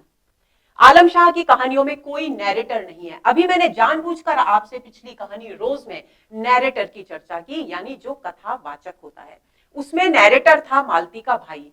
लेकिन आलम शाह खान की कहानियों की एक खास बात है कि इसमें नैरेटर नहीं होता, यानी कोई और दूसरा व्यक्ति अपनी पीड़ाएं, यातनाएं या मूल संवेदना या घटनाएं स्पष्ट नहीं करता, उसका वर्णन नहीं करता। वे पात्रों की अपनी भाषा में उनकी यथा कथा कहते हैं, यानी उनका जो मूल कथ्य है कहानियों का, उनकी जो कहानी है वो उनके पात्रों के माध्यम से ही अभिव्यक्त होती है। आलम शाह की कहानियों की जो भाषा है, जैसे रोज कहानी की जो भाषा थी वो अलग प्रकार की भाषा थी, लेकिन क्योंकि आलम शाह खान की कहानियां हाशिए के लोगों के जीवन से जुड़ी हुई हैं, जिनकी भाषा में नफासत नहीं होती, जिनकी भाषा में संस्कृत निष्ठ शब्द नहीं होते, जो रोजमर्रा के अंग्रेजी के शब्दों के भी विकृत रूप प्रयोग करते हैं, ऐसी ही भाषा आलम शाह खान लिखते हैं ताकि यथार्थ परक चित्र प्रस्तुत किया जा सके। यानी उनकी भाषा, जैसी भाषा हाशिए के लोगों की होती है वैसी की वैसी भाषा उनकी कहानियों में, जिनमें गाली गलौच है, जीवन का तनाव है, पीड़ाएं हैं, टूटे फूटे शब्द हैं, ग्रामीण शब्द हैं, कुछ ऐसे शब्द हैं जिनसे हम परिचित तक भी नहीं है, तो ऐसे शब्दों का प्रयोग ये करते हैं। आलम शाह खान की कहानियों की भाषा पात्रों की जुबान बोलती है, झींकती, कलपती, यानी अपनी जिंदगी की पीड़ाओं से परेशान होकर गालियां बकती, रोज की लड़ाई के लिए तिकड़ में भिड़ाती हुई भाषा है। यानी जिस तरह की भाषा वंचित वर्ग के लोग इस्तेमाल करते हैं उसी तरह की भाषा का प्रयोग यहाँ पर किया गया है। उनकी भाषा का कटकनापन, जितनी पीड़ा पात्र भोगता है वंचित वर्ग का पात्र, उतनी ही पीड़ा उनकी भाषा में भी है। भाषा जैसे चुभने, कटकनापन यानी चुभने वाले शब्दों का प्रयोग, चुभने वाली भाषा, क्योंकि उनकी इस भाषा का उद्देश्य है वंचित वर्ग की यातनाओं और पीड़ाओं को अभिव्यक्त करना। आलम शाह खान की कहानियां उनके समाज और परिवेश को बारीकी और सजगता से देखने की गवाही देती हैं।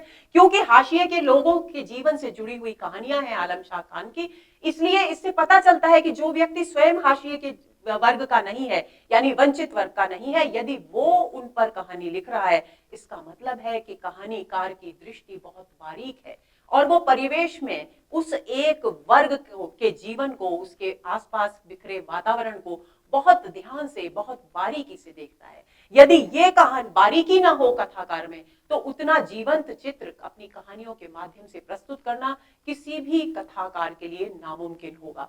तो वो बारीकी आलम शाह खान की कहानियों में मिलती है। उनकी कहानियां पात्रों की पीड़ा और अंतर्वेदना का पर्दाफाश करती है, यानी पात्रों के अंदर की पीड़ा को तो अभिव्यक्त करती ही है, उसके साथ साथ सामाजिक एवं आर्थिक परिस्थितियों की भी जांच पड़ताल करती हैं कि आखिर ये पीड़ा है तो इसका कारण क्या है। और कारण के लिए जरूरी है दोस्तों, हम पीड़ा का कारण ढूंढेंगे तो हमारे लिए जरूरी है कि हम समाज की और जो आर्थिक व्यवस्था है हमारे समाज की, हमारे वातावरण में व्याप्त, उसकी बारीकियों में घुसे। जब तक हम समाज और अर्थव्यवस्था की पड़ताल नहीं करेंगे तब तक हम उनकी उस पीड़ा की गहराई को जान नहीं पाएंगे। तो आलम शाह कहान की कहानियों की एक खास बात यह है कि वो न केवल उन पात्रों की पीड़ा को अभिव्यक्त करती हैं, बल्कि ऐसा लगता है मानो वे अपनी कहानियों के माध्यम से उनकी सामाजिक व्यवस्था और आर्थिक परिस्थितियां जो है उनकी भी जांच पड़ताल कर रही हैं, जिनके चलते एक एक इंसान सामाजिक पद दलितता की ढलान पर लुढ़कता और गिरता चला जाता है कि आखिर वो कौन सी विषमताएं हैं सामाजिक जीवन की, आर्थिक जीवन की, जिनके कारण एक व्यक्ति जो अच्छा खासा जीवन जीने का हकदार था लेकिन वो निरंतर नीचे गर्त में गिरता चला जाता है। अब बात आती है कहानी की मूल संवेदना की, यानी अब तक हमने बात की आलम शाह खान की कहानियां किस प्रकार की हैं उसकी। अब बात आती है उनका पराई प्यास का सफर कहानी की मूल संवेदना क्या है। तो पराई प्यास का सफर विषम परिस्थितियों में के बीच जीने को जो विवश हैं, परिस्थितियों से ठुक पिट कर जो समय से पहले बड़े हो गए हैं, ऐसे बच्चों की जीवन की कहानी है पराई प्यास का सफर। यानी जीवन की विषमताओं के कारण इतना दबे हुए हैं वो बच्चे कि वे समय से बचपन को छलांग लगाकर उन्होंने पार कर लिया और अचानक वे बड़े हो गए हैं। तो ऐसे बच्चे किस प्रकार की पीड़ाएं झेलते हैं उसकी अभिव्यक्ति पराई प्यास का सफर कहानी में की गई है। बाल श्रम कि बच्चे जब कम उम्र के हों और उनसे जीवन में की जिम्मेदारी उनके ऊपर आ जाए, परिवार के भरण पोषण की जिम्मेदारी आ जाए, तो उनकी पीड़ा कैसी होती है, उस बाल श्रम की वेदना यहाँ है। मध्यम और निम्न वर्ग की जो आर्थिक विषमताएं हैं वो भी यहाँ अभिव्यक्त की गई हैं। अब एक और बिंदु यहाँ पर उभर कर सामने आता है कि पुरुष प्रधान समाज में जो निम्न वर्ग और निम्न मध्य वर्ग में स्त्रियों की जो पीड़ित स्थिति है उसकी ओर भी यहाँ दृष्टिपात किया गया है कहानीकार के द्वारा। भले ही वो प्रसंगवश हो और उसका उद्देश्य जो बालक इस कहानी का नायक है लखना, उसकी विवशता को स्पष्ट करना, उसके जीवन की विसंगतियों को स्पष्ट करना इसका उद्देश्य है, लेकिन फिर भी उसके माध्यम से ही सही स्त्रियों की, निम्न मध्य वर्ग की स्त्रियों की पीड़ित स्थिति का चित्रण भी यहाँ मिलता है। वंचित वर्ग के उन बच्चों की पीड़ा की संवेदनशील अभिव्यक्ति से संबद्ध आखिर किन बातों को वंचित वर्ग के जीवन, बच्चों के जीवन की किन बिंदुओं को अभिव्यक्त किया गया है, वो है कौन से बच्चे जो अभावग्रस्त जीवन से अभिशप्त हैं, यानी उनके जीवन में अभावों के अलावा और कुछ है ही नहीं। अभाव उनके जीवन के लिए अभिशाप बन गए हैं। अभिशाप क्यों बन गए हैं? अभिशाप इसलिए क्योंकि उनके जीवन में बचपन की अवस्था में जो आनंद और उल्लास होना चाहिए था, वो जीवन का अभावग्रस्त जीवन अभिशाप बनकर उस आनंद, उस उल्लास को निगल गया है। जो पारिवारिक विषमताओं से पीड़ित है, अब वो कौन सी पारिवारिक विषमताएं हैं, हम जब कहानी के कथा पर बात करेंगे तब हम उसकी चर्चा करेंगे। पारिवारिक दायित्वों में पिसकर जो बच्चे जीवन नहीं जी पाए हैं उनकी पीड़ा है इस कहानी में। जो बाल श्रम की यातनाएं सहने के लिए विवश हैं उन बच्चों की पीड़ा है इसमें। जो पैसा कमाने के लिए एक यंत्र मात्र बनकर रह गए हैं उन बच्चों की पीड़ा है इसमें। जो समाज की उपेक्षा, भर्त्सना और संवेदनाहीनता के प्रहार सहकर भी जीते जी मर गए हैं उन बच्चों की पीड़ा है इस कहानी में। जो चाहकर भी विद्रोह नहीं करते, यानी वे चाहते हैं क्योंकि वे जीते जागते जीवित प्राणी हैं, उनमें भी आनंद और उल्लास की भावनाएं शेष हैं। वहां तो आनंद और उल्लास रोज कहानी में समाप्त हो गया था, लेकिन यहाँ उन बच्चों के हृदय में आनंद और उल्लास है, जीवन जीने की लालसा है, लेकिन और वो चाहते हैं कि अपनी इस विषमता भरी जिंदगी से विद्रोह कर दें, लेकिन वे विद्रोह चाहकर भी नहीं कर पाते क्योंकि विषम परिस्थितियों की जकड़न इतनी मजबूत है कि वे चाहकर भी उस जकड़न से आजाद नहीं हो सकते। जो दूसरों की भूख प्यास मिटाने के फेर में पड़कर अपनी भूख प्यास भूल गए हैं, ऐसे बच्चों की पीड़ा है पराई प्यास का सफर कहानी में। अब बात आती है कथासार की। कहानी का प्रारंभ संवादों की नाटकीयता के साथ हुआ है। मैंने दोस्तों आपको एक सत्र में यह बताया था कि नाटकीयता क्या होती है। नाटक में जो नाटकीय होती है वो क्यों होती है? क्योंकि वहां संवाद प्रधान होते हैं नाटक। लेकिन जब कहानी में, उपन्यास में संवादों की बहुलता हो और संवादों के, छोटे छोटे संवादों के माध्यम से ही तथ्य को आगे बढ़ाया जाए, तब कहानी में नाटकीयता का समावेश होता है। तो जब हम ये कहते हैं कि इसका प्रारंभ संवादों की नाटकीयता के साथ हुआ है, इसका मतलब है कि कहानी संवादों के जरिए ही शुरू होती है। रोज कहानी वर्णन से शुरू हुई थी, जो उसके मालती के भाई के द्वारा किया गया, लेकिन यहाँ स्थिति बिल्कुल अलग है। संवादों से ही कहानी शुरू होती है और कहानी के संवाद, शुरुआती संवाद ही कहानी का जो मूल कथ्य है उसके द्वार पाठक के लिए खुद ब खुद खोल देते हैं।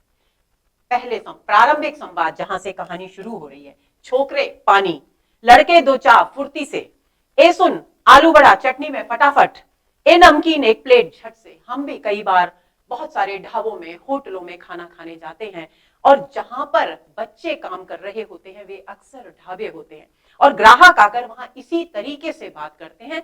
तो उसका पूरा का पूरा दृश्य यहाँ हमारे सामने हो गया है, साकार हो गया है। इसका मतलब क्या है कि कथाकार एक ऐसे बच्चे की पीड़ा को अभिव्यक्त करना चाह रहा है जो किसी ढाबे या होटल में वेटर की नौकरी करता है।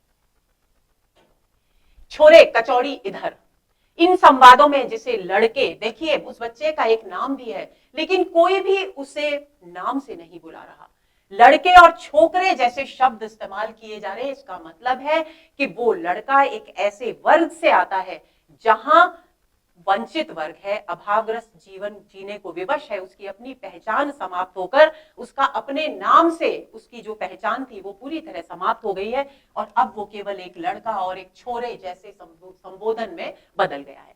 संवादों से संबोधित जिसे किया जा रहा है वही कहानी का नायक है और नायक का नाम है लखना।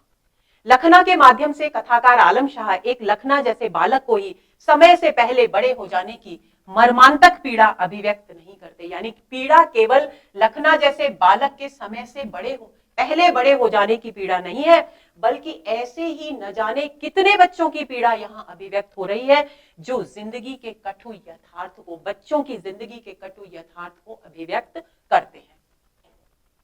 कोई सुबह से, अब किन किन बच्चों की पीड़ा यहाँ पर अभिव्यक्त हुई है? लखना तो नायक है ही, उसके अलावा भी उसके माध्यम से बहुत सारे बच्चों की पीड़ा अभिव्यक्त हुई है। उनमें है कोई सुबह से शाम तक सील पैक दूध के डिब्बों में ढक्कन लगाता है, तो कोई गायों और भैंसों की साना पानी करने, गोबर समेटने में पूरा दिन बिताता है, तो कोई सुबह से शाम तक पाउडर के दूध के डिब्बे ही गिना करता है। ये सभी बच्चे अपनी एक ही ढर्रे में कैद जिंदगी से ऊब गए हैं, परेशान हैं। उनकी ये कैद जैसे उनके लिए काले पानी की सजा बन गई है। उस पर विषम परिस्थितियों की जकड़न ने इसे और अधिक यातनापूर्ण बना दिया है। यानी जिस उम्र में बच्चों को खेलना कूदना चाहिए था, पढ़ना चाहिए था, आनंदित उल्लसित होना चाहिए था, उस उम्र में, उस अबोध उम्र में वो बच्चे अपने परिवार के भरण पोषण के लिए, काम करने के लिए विवश हैं। ये है इन बच्चों के जीवन की पीड़ा। आगे जब हम संवादों पर बात करेंगे तब आप इस पीड़ा को उनके माध्यम से, बच्चों के माध्यम से अच्छी तरह से समझ पाएंगे, क्योंकि आलम शाह खान की कहानियों में कोई नैरेटर नहीं होता। वे इस कैद से मुक्त हो खुले आसमान के नीचे खुलकर सांस लेने के विषय में सोचते भर हैं, केवल सोचते हैं कि विकराल, विद्रूप, भयावह परिस्थितियां मुंह फाड़े उनके सामने आकर खड़ी हो जाती है। यानी उनके जीवन की विषमताएं, उनके जीवन की विसंगतियां उनको आजादी से जिंदगी जीने की इजाजत नहीं देती। लखना 18-20 पग लंबे और 12-15 पग चौड़े शिव विशाल रेस्टोरेंट में वेटर का काम करने वाला 12 वर्ष का लड़का है। 3 बिंदु ध्यान में रखने हैं। कहानी का नायक लखना है, वो शिव विशाल रेस्टोरेंट में काम करता है। किस रूप में? वेटर के रूप में काम करता है। उसकी उम्र है 12 वर्ष। उसका बाप चौधरी की लुगाई के साथ भागे। अब देखिए परिवार की पृष्ठभूमि क्या है। कोई चौधरी है, उसके साथ उसका बाप, उसकी स्त्री के साथ उसका बाप भाग गया है और अपने पीछे लखना की मां को छोड़ गया और बच्चों को छोड़ गया है, जिनके भरण पोषण के लिए लखना दिन रात एक करता है। यानी लखना की जो स्थिति है उसके मूल में पारिवारिक विषमता मौजूद है। मां दूसरे के घर जा बैठी है। पारिवारिक विषमता का एक और भद्दा रूप है कि न केवल बाप छोड़कर चला गया है, बल्कि मां किसी दूसरे व्यक्ति के साथ विवाह कर उसके घर जा बैठी है। लखना का जो नया बाप है वो जुल्मी और अत्याचारी है। पहले जब विवाह करना था तब उसने लखना और उसके भाई बहनों को पालने की जिम्मेदारी लेने के लिए हाँ की, लेकिन बाद में वो मुकर गया। उसी ने लखना को 15 रुपए, क्या वेतन मिलता है लखना को, ये ध्यान में रखना है, 15 रुपए महीना वेतन मिलता है और इसके साथ उसे खाने के लिए रोटी, पहनने के लिए कपड़ा और चाय बीड़ी आदि मुफ्त में मिलती है। यानी ये उसकी कमाई है जिसमें वो सुबह से शाम तक एक छोटा 12 साल का बच्चा दिन भर खटता है और उसके बाद जो कमाता है वो ये है। लखना होटल में रहता है और हर महीने उसका नया बाप आकर उसकी पगार ले जाता है। यानी लखना के पास अपनी मेहनत की कोई एक फूटी कौड़ी भी शेष नहीं रहती। लखना से पाठक इतना ही परिचित हो पाते हैं, यानी इतनी ही बात कर जान पाते हैं पाठक कि काउंटर पर बैठा सेठ लखना को आवाज देकर कहता है कि तेरा बाप आया है, आकर मिल ले। लखना के सभी परिवार, लखना अपने बाप से मिलने जाता है और अपने सभी परिवारजनों के हालचाल पूछता है। तो लखना का बाप बताता है कि सब ठीक है, बस उसका एक छोटा भाई था, जूड़ी आई उसको और वो चल बसा। और उसके साथ ही दूसरी ओर ये भी बताता है और तेरा एक और भाई जन्मा है, यानी एक भाई पैदा हुआ और एक भाई मर गया है। ये है स्त्रियों की जो विषम स्थिति है कि बच्चे पैदा करने की मशीन मात्र बन करके रह गई हैं, उस विषम स्थिति की ओर संकेत करती है ये स्थिति। यानी सामाजिक विषमता केवल बच्चे तक सीमित नहीं है, सामाजिक विषमता केवल पुरुष की अजीब सी मानसिकता तक सीमित नहीं है, बल्कि स्त्रियों की दुर्दशा से भी जुड़ी हुई है। लखना अपने बाप के लिए एक कप चाय और एक बीड़ी का बंडल लेकर आता है कि बाप आया है तो उसका थोड़ा स्वागत सत्कार करें। बाप उससे पगार के लिए कहता है, साथ ही कहता है कि तेरी माँ दुबली हो गई। अब पगार चाहिए तो उसके लिए वजह क्या बताता है कि तेरी माँ दुबली हो गई है, क्योंकि पहले तेरा एक भाई चला गया, दूसरा भाई जन्म लिया है तो दुबली हो गई है, तो उसके लिए कुछ खाने पीने के लिए अच्छा पौष्टिक आहार चाहिए, तो पगार की बात करता है। लखना बताता है कि टूट फूट हो गई उससे होटल में, इसलिए सेठ ने अभी तक उसकी पगार का हिसाब नहीं किया। ये बात सुनते ही उसका जो बाप है वो आग बबूला हो जाता है। ये सुनकर उसका बाप उसे इतना झन्नाटेदार चांटा लगाता है कि वो उस झन्नाटेदार चांटे के कारण अपने आप को संभाल नहीं पाता और धरती पर बैठ जाता है और कहता है, बाप कहता है उसका, ये कथन उसके बाप का है, माँ वहां जन जन के घर भरे और बेटा यहाँ कमाई झाड़ दे, जरूर शोक करने लगा है। जो शोक शब्द है इसका मतलब है शौक। मैंने आपसे कहा था कि यहाँ पर जो शब्द इस्तेमाल किए गए हैं आलम शाह खान की कहानियों में, क्योंकि वो वंचित वर्ग से संबंधित है, तो जिस तरह की भाषा इस वर्ग के पात्र किया करते हैं उसी तरह की भाषा का प्रयोग यहाँ मिलता है। तो शोक का मतलब शोक नहीं है बल्कि शौक है, कि कोई शौक करने लगा है। पगार मतलब उसको आशंका है कि बच्चा जरूर किसी गलत शौक में पड़ गया है और यही कारण है कि ये बहाने लगा रहा है पगार न देने के। शहर की हवा लग गई है, चल घर, और उसे क्या धमकी देता है कि चल घर पे चल।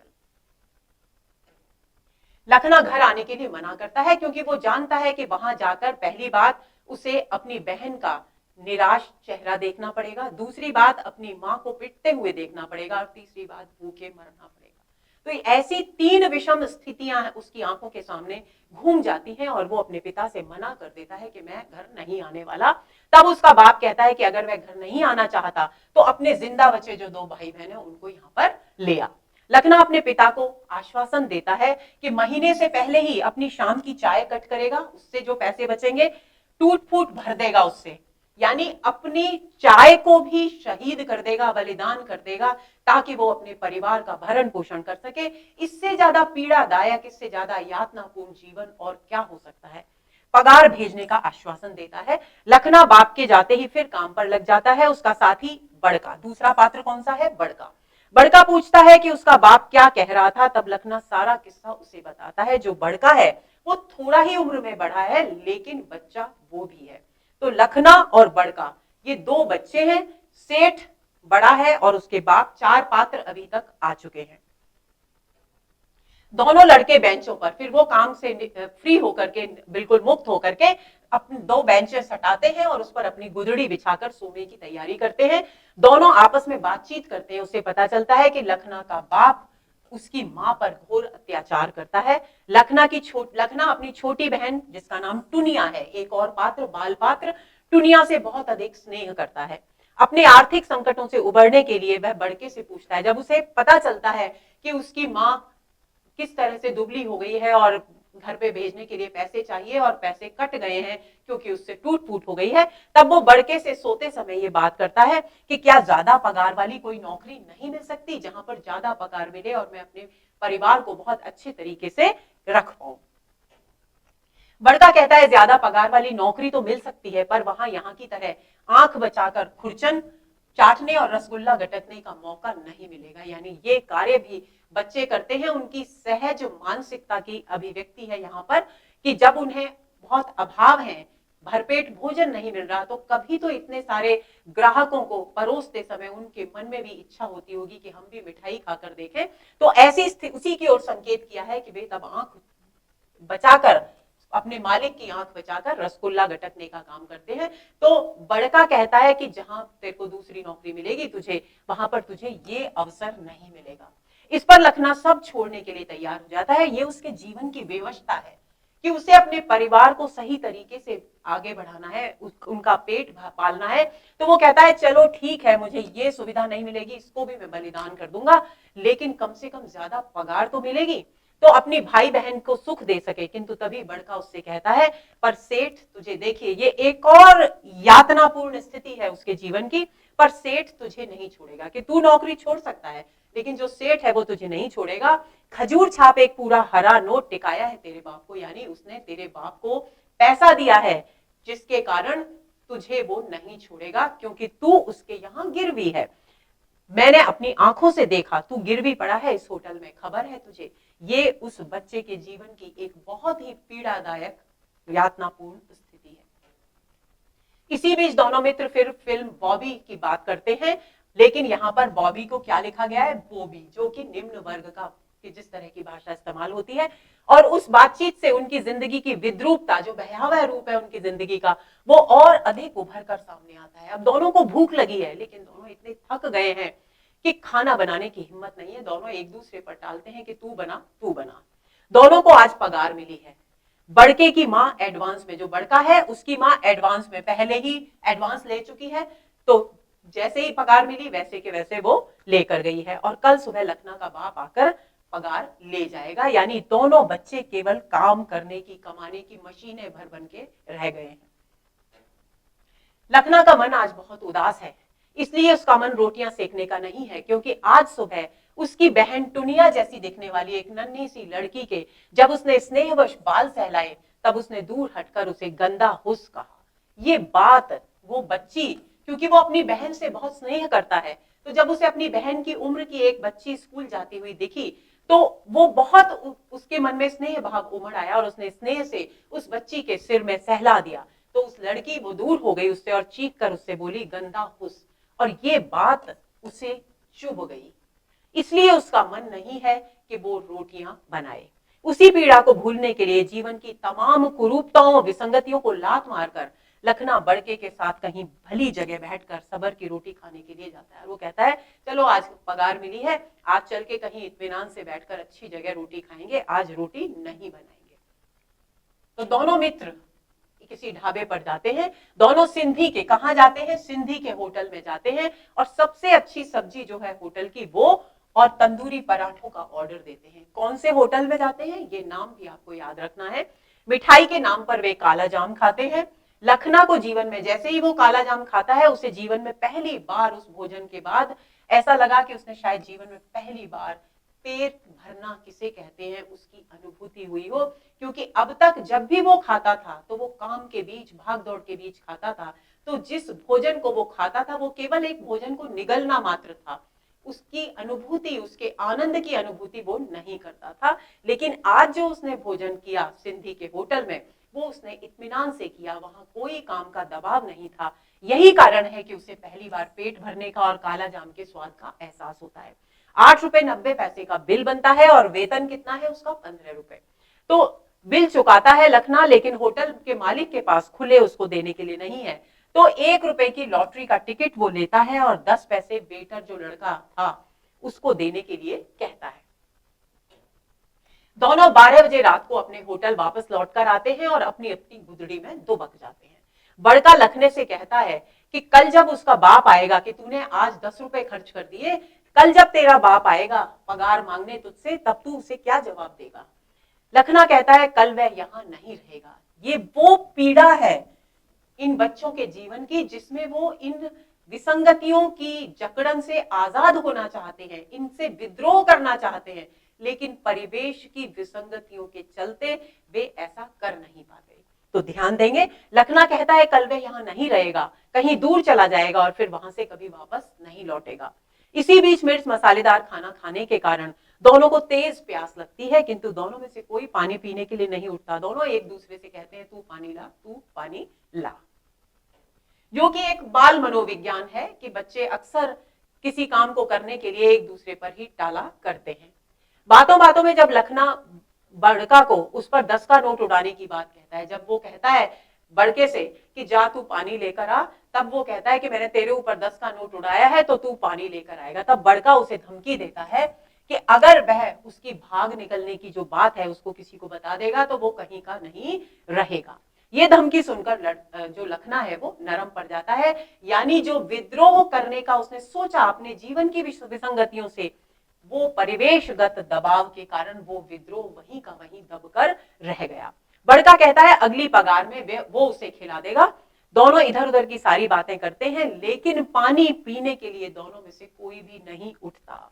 ये वो बिंदु है दोस्तों, इस घटना को क्यों कहानीकार ने यहां इतनी तवज्जो दी है, इतने महत्व से, इतने प्रभावशाली ढंग से अभिव्यक्त किया है, उसका कारण है इस कहानी के शीर्षक में छिपा हुआ।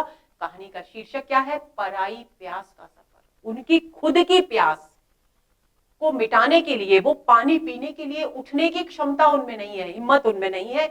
इतने थके हुए हो चुके हैं, इतने विसंगतियों में पिस कर बेदम हो चुके हैं बच्चे। इतने में ही सेठ लखना को आवाज देता है। अब वो खुद अपने लिए पानी के लिए नहीं उठ रहा है, लेकिन सेठ लखना को आवाज देता है और लखना फुर्ती से उठकर बगल वाली सेठ की खोली में जाकर काम पूछता है और सेठ उससे कहता है कि पानी पिला दे, और खुद फिर भी, और पानी सेठ को पिला देता है, लेकिन खुद फिर भी प्यासा ही लौट आता है। लौटने पर जब बड़का उससे पूछता है कि भाई पानी उठा तो था ही, सेठ को भी पानी पिलाया तो पानी लाया क्या, उससे पानी के लिए पूछता है, तब वो क्या कहता है, इस वाक्य को ध्यान देने की जरूरत है। प्यासा तो मैं अब भी हूं, पर ऑर्डर सेठ का था सो उसे पिला दिया, मुझे पानी पीने की याद ही नहीं रही। यानी दूसरों की प्यास बुझाने की इतनी आदत पड़ गई है, क्योंकि जीवन का क्रम उनका केवल आने वाले ग्राहकों की इच्छाओं की पूर्ति करना भर रह गया है, तो अपनी इच्छाएं तो उन्हें याद रहती ही नहीं। तो जब सेठ ने पानी मांगा तो उसे सेठ को पानी, क्योंकि आदेश का पालन करना उनके जीवन का एक अभिन्न अंग बन चुका है, अपने विषय में उन्हें ध्यान आता ही नहीं, तो सेठ को पानी पिला दिया, लेकिन खुद की प्यास का ध्यान ही नहीं रहा। रोज ऑर्डर देने वाला ही खाता पीता है ना, अपन लोग तो बस। ये जो वाक्य है दोस्तों, ये पराई प्यास का सफर जो कहानी है उसके शीर्षक को पूरी तरह से अभिव्यंजित करता है। यहाँ पराई प्यास का सफर जो शीर्षक है वो केवल इस पानी की प्यास नहीं है, बल्कि जीवन में और जो कुछ भी सुख सुविधाएं पाने की जो लालसा है वो प्यास भी यहाँ व्यंजित है। तो पूरी तरह से व्यंजनापूर्ण शीर्षक है ये। आगे चलें। लखना के इसी कथन के साथ कहानी समाप्त हो जाती है, यानी कहानी का अंतिम वाक्य क्या है? रोज ऑर्डर देने वाला ही खाता पीता है ना अपन, तो ये कहानी का अंतिम वाक्य है। ध्यान देंगे। अब पात्रों की बात करते हैं। लखना इस कहानी का नायक है, प्रमुख पात्र है, वंचित वर्ग का प्रतिनिधित्व करता है। उसी के माध्यम से वंचित वर्ग के जो बच्चे हैं, जो समय से पहले बड़े हो जाते हैं, पारिवारिक सामाजिक विषमताओं के कारण उनकी पीड़ा को इसी के माध्यम से अभिव्यक्ति मिली है। ये एक परिश्रमी लड़का है, संवेदनशील है। जैसी की संवेदनशीलता उसकी व्यक्त होती है कि वो अपने परिवार वालों के प्रति चिंतित रहता है, अपनी बहन के, अपनी माँ के प्रति संवेदनशीलता अनुभव करता है, दायित्व बोध से युक्त है, इसीलिए वो ज्यादा पगार वाली नौकरी की बात भी करता है, बहन से अत्यधिक स्नेह करता है, विद्रोह करना चाहता है। जब वो भागने की बात कहता है कि कल वो यहाँ नहीं रहेगा, तो विद्रोह करने को आतुर है, किंतु विसंगतियों के दबाव में विद्रोह न कर पाने वाला 12 वर्ष का लड़का है, जो समय से पहले ही बड़ा हो गया है। बड़का लखना का मित्र है, सेठ लखना के होटल का मालिक है, नवाब बाप लखना का नया बाप है, टुनिया लखना की बहन है, लखना की माँ। इसके अलावा जो अन्य पात्र हैं उनमें लखना की माँ, बड़का की माँ, लखना के भाई मृत और जीवित दोनों, सिंधी के होटल का वेटर जिसको वो 10 पैसे देकर आता है, टुनिया जैसी दिखने वाली बच्ची। सभी पात्र इसलिए हैं, सभी पात्र प्रत्यक्ष रूप से कहानी में नहीं आते, लेकिन इनके प्रसंग क्यों कहानी में आते हैं? वो इसलिए ताकि इन पात्रों के माध्यम से कथाकार लखना के जीवन की विसंगतियों को प्रभावशाली ढंग से अभिव्यक्त कर सके। यानी ये जितनी भी पात्र योजना है वो लखना के जीवन की यातनामय स्थिति को प्रभावशाली ढंग से अभिव्यक्त करने के लिए की गई है। अब बात आती है शीर्षक पराई प्यास का सफर। संकेत मैं कर चुकी हूं, थोड़ा और गहराई से जान लेते हैं। शीर्षक पराई प्यास का सफर क्या है? लखना की जिंदगी का सफर है। पराई प्यास का सफर क्या है? लखना की जिंदगी का सफर। और केवल लखना की जिंदगी, लखना तो एक प्रतीक मात्र है, उन सारे वंचित वर्ग के बच्चों की जिंदगी का सफर है पराई प्यास का सफर, जो समय से पहले अपनी पारिवारिक और सामाजिक जिम्मेदारियों के कारण बड़े हो जाते हैं। बचपन से सीधा अपने बचपन को भूलकर सीधा बड़े उम्र में प्रवेश कर जाते हैं। उनकी जिंदगी के सफर को समर्पित है पराई प्यास का सफर। यानी ये उनकी जिंदगी के सफर की ओर संकेत करता है, उसे व्यंजित करता है। कौन कौन से बच्चे? मां, भाई बहन, नए बाप की आवश्यकताओं के लिए है पराई प्यास का सफर। पराई प्यास क्या है? दूसरों की जिंदगी के लिए जीने की लालसा ही उनके जीवन की कटु सच्चाई बन गई है। लखना की माध्यम से बात लेखक ने प्रस्तुत की है, लेकिन संकेत उसका लखना जैसे सभी बच्चों की ओर है। तो लखना पराई प्यास है उसके जीवन में? माँ, भाई बहन, नए बाप की आवश्यकताओं के लिए वो काम करता है, तो पराये जीवन की इच्छाओं को पूरी करने के लिए काम करता है। होटल में काम करता है तो ग्राहकों के आवश्यकता अनुसार उनकी इच्छाओं को पूरा करने के लिए काम करता है, पराई प्यास का सफर। सेठ की आवश्यकताओं को पूरा करने के लिए काम करता है, पराई प्यास का सफर। और इन सब के बीच इन सभी दूसरों के जीवन की इच्छाओं, तृष्णाओं को पूरा करते करते इन सब के बीच उसकी जीवन जीने की प्यास कहीं दबकर रह जाती है। और यह कहानी पराई प्यास का सफर शीर्षक का व्यंजित अर्थ है। लखना का अंतिम संवाद, जिसमें वो कहा था कि रोज ऑर्डर देने वाला ही खाता पीता है ना, हम तो बस, वो जो कथन है, वो कथन वास्तव में इस शीर्षक को पूरी तरह से हमारे सामने अभिव्यक्त कर देता है। अब बात आती है महत्वपूर्ण संवादों की। इतने सारे हुक्म ऑर्डर ला दे, ये किसका वर्णन है? ये वर्णन है लखना का। इतने सारे हुक्म ऑर्डर ला दे, वह पिद्दी छोकरा चक्री की ढब घूम रहा था। देखिए, शब्दों पर ध्यान देंगे और जो कहा जा रहा है उस पर ध्यान देंगे। दो चीजों पर ध्यान देना है। पल इधर पल उधर, उसके कम उम्र पगों में पहिया था कि जो घूमता ही रहता था, उसके सधे बोल थे। और बोलता क्या था? घूमता जाता, बोलता क्या था? लाया, आया, ठीक, अच्छा, हाजिर, लो साहब, और कुछ। यानी सारा का सारा उसका जीवन, सारी उसकी दिनचर्या केवल ग्राहकों के इच्छाओं को पूरा करने तक ही सीमित होकर रह गई है। दूसरा कथन, और छोर फैलकर बढ़ते हुए उस कस्बे नुमा शहर में मकान दुकानों में बदल रहे थे, दुकानें ढाबे होटलों में और लड़के छोकरों में। इसके द्वारा कथाकार क्या कहना चाहते हैं कि औद्योगिकरण और व्यावसायिकता के कारण जो लोक जीवन है उसका आनंद धीरे धीरे समाप्त हो रहा है, क्योंकि वो जो कस्बा आनंद का स्रोत था वो धीरे धीरे शहर में बदल रहा है। कस्बा शहर में बदल रहा है क्योंकि औद्योगिकरण का, व्यापारिकता का, व्यावसायिक दृष्टिकोण का प्रभाव पड़ रहा है। और जो घर थे उस कस्बे में वो दुकानों में बदल रहे हैं व्यावसायिकता के चलते। और दुकान किस में बदल रही है? ढाबे और होटलों में बदल रही हैं। और ढाबे और होटलों में बदलने के साथ साथ जो लड़के जिनके पास एक अच्छा खासा नाम था, एक अच्छी खासी पहचान थी, एक अच्छे खासे परिवार के बालक थे, वे सब लड़के छोकरों में बदल रहे हैं। यानी उनकी पहचान धूमिल होती जा रही है। ये भी एक पीड़ा है। आगे चलें। इस मुल्क का तू ही राखनहार है मेरे मालिक, साली ये भी कोई जिम्मेदारी है। एक और बच्चा है उसके साथ, जब बात कर रहे हैं आपस में सभी बच्चे जो कि कम उम्र में ही अपने परिवारों की जिम्मेदारियां उठा रहे हैं, तो उनमें से एक बच्चा कहता है इस मुल्क का तू ही राखनहार है। शब्दों पर ध्यान देंगे। मेरे मालिक, साली ये भी कोई जिनगानी है। जिनगानी पर ध्यान देंगे, साली पर ध्यान देंगे। बस एक ही काम, सील पेक, पेक शब्द क्या होता है? पैक। सील पेक दूध के डिब्बों के ढक्कन लगाते रहो सुबह से सांझ तक। शब्दों पर ध्यान देंगे। भाषा, अरे तो यहाँ कौन मोती पिरो रहे? दूसरा लड़का कह रहा है कि भाई तू ठीक है, तू काम कर रहा है, सील पैक डिब्बों के ढक्कन लगाने का काम कर रहा है। तो दूसरा कहता है अरे तो यहाँ कौन मोती पिरो रहे? 5 बजे तड़के उठ के गईयों भैंसों का साना पानी करते हैं, फिर सालों का गू गोबर समेटो, आज भी कल भी ढोरों को सहेजते संभालते खुद ही ढोर हो गए। ये दूसरे बच्चे के जीवन की पीड़ा है जो कि वंचित वर्ग का प्रतिनिधित्व करता है। अब तीसरा बच्चा, नीरे तुम सब तो मर रहे हो, सुखी तो मैं धरा हूं, दिन भर डिब्बे गिना करूं हूं, साली इस डेयरी ने दूध का ही पाउडर नहीं बनाया, हमें भी पीस बंद कर दिया है इस कारखाने नुमा डिब्बे में। यानी तीसरा बच्चा क्या करता है? वो डिब्बों को गिनता है, कितनी बार चढ़ता उतरता है ये सीढ़ियां। अब एक और संवाद जिसमें एक ग्राहक लखना को सीढ़ियां जल्दी जल्दी उतरते चढ़ते देखकर उससे पूछता है कितनी बार चढ़ता उतरता है ये सीढ़ियां? कोई गिनती नहीं बाबू साहब। तो भी सुबह से सांझ रात तक थकता नहीं। अब देखिए पीड़ा, थकने से काम कैसे चलेगा? तुझे कौन सा काम चलाना है रे? यानी ग्राहक उसके जीवन की विषमता को समझता ही नहीं। तो वो कहता है तुझे कौन सा, ये तो बच्चा है जरा सा, तुझे कौन सा काम चलाना है? पेट पालने हैं, तेरे बाल बच्चे हैं? आश्चर्यचकित हो जाता है ग्राहक। मेरे नहीं, मेरे बाप के तो हैं। शब्दों पर ध्यान देंगे। बाप कहां गया? क्यों तेरे को जिम्मेदारी उठानी पड़ रही है? ग्राहक का एक सहज स्वाभाविक प्रश्न। चौधरी की लुगाई लेकर भाग गया। शब्दों पर ध्यान देंगे।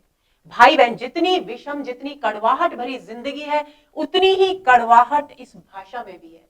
अगर इस कड़वाहट को अभिव्यक्त करने के लिए एक नफासत भरी भाषा प्रयोग करते कथाकार, तो संभवतः अभिव्यक्ति इतनी प्रभावशाली न होती जितनी हो गई है। भाई बहन और मां है गांव में दूजे आदमी के घर में। एक और विषमता, वो मेरा नवा बाप जुलम भरा है। नवाब शब्द इस्तेमाल करे किया है।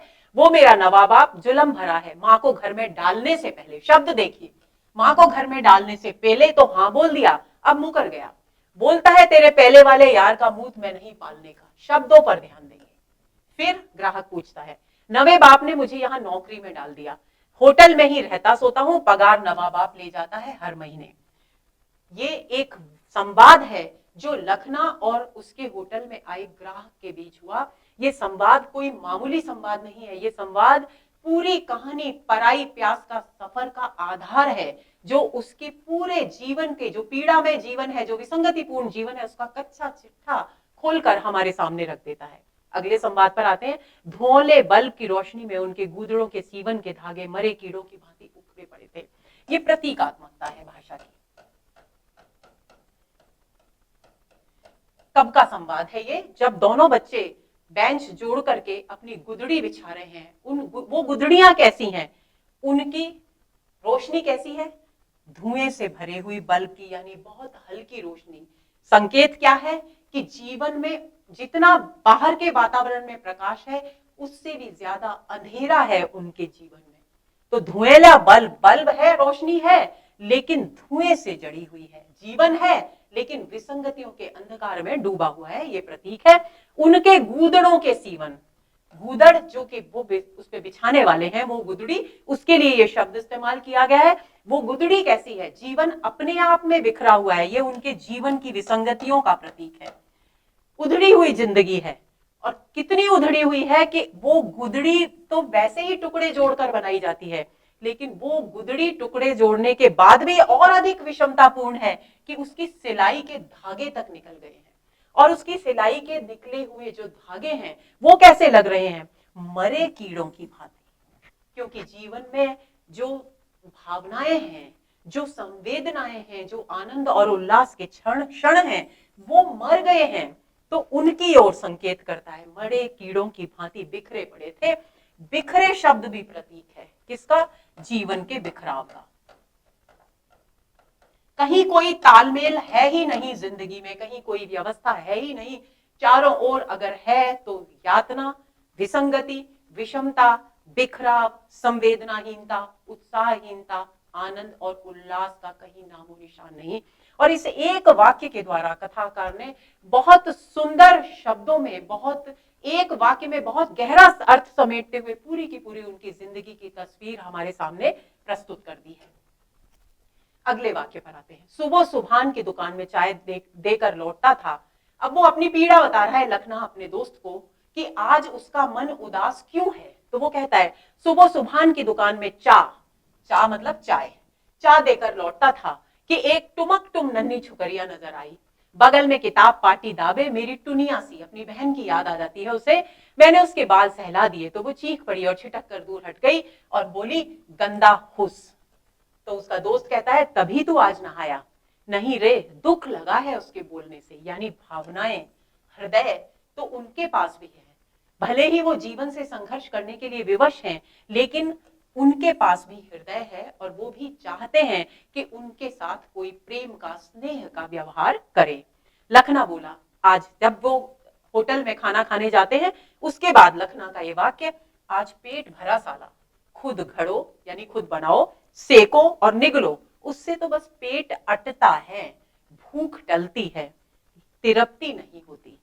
बोल बढ़ के ठीक बोल है ना, अपने मित्र से पूछता है कि आज ऐसा लग रहा है कि वाकई में हमने खाना खाया, क्योंकि इस खाने के लिए हमें संघर्ष नहीं करना पड़ा, हम आकर बैठ गए और हमें एक लजीज खाना खाने को मिल गया।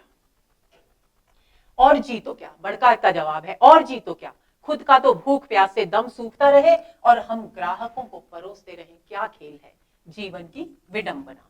टेबल के नीचे पैर फैलाकर जब लखना ने जामुन को, यानी होटल में ही है, सिंधी के होटल में काला जाम ऑर्डर करते हैं, तो लखना ने जामुन को चम्मच से तराश कर, देखिए बारीकी देखिए कथाकार की, टेबल के नीचे पैर फैलाकर यानी इत्मीनान से। कौन सा इत्मीनान, वो इत्मीनान जो इन बच्चों की जिंदगी में है ही नहीं। टेबल के नीचे पैर फैलाकर जब लखना ने जामुन को चम्मच से तराश कर इत्मीनान से मुंह में रखा, तो उसे भान हुआ जैसे यह मिठाई उसने पहली बार चखी है। उसे टुनिया के रेशमी बालों की भीनी बास और उसके गालों की मिठास याद हुई। जैसे ही उसने गुलाब जामुन रखा तो उसे अपनी बहन याद आई, उसका कोमल स्पर्श याद आया, उसके साथ अपना मधुरता का जो संबंध है, स्नेह संबंध है, उसकी याद हो आई। तो दोस्तों, ये हुई हमारी आज के सत्र की दो कहानियां, रोज और पराई प्यास का सफर। उम्मीद करती हूं कि ये दोनों कहानियां आप बहुत अच्छी तरह से समझ गए होंगे। मेरी पूरी कोशिश रही कि कोई भी बिंदु अछूता न रहे, कोई भी बात ऐसी न रहे जो आप तक न पहुंचे। उम्मीद करती हूं कि ये सत्र आपके लिए बहुत ही उपयोगी साबित होगा। अगले सत्र में और दो नई कहानियों के साथ मिलेंगे। नमस्कार।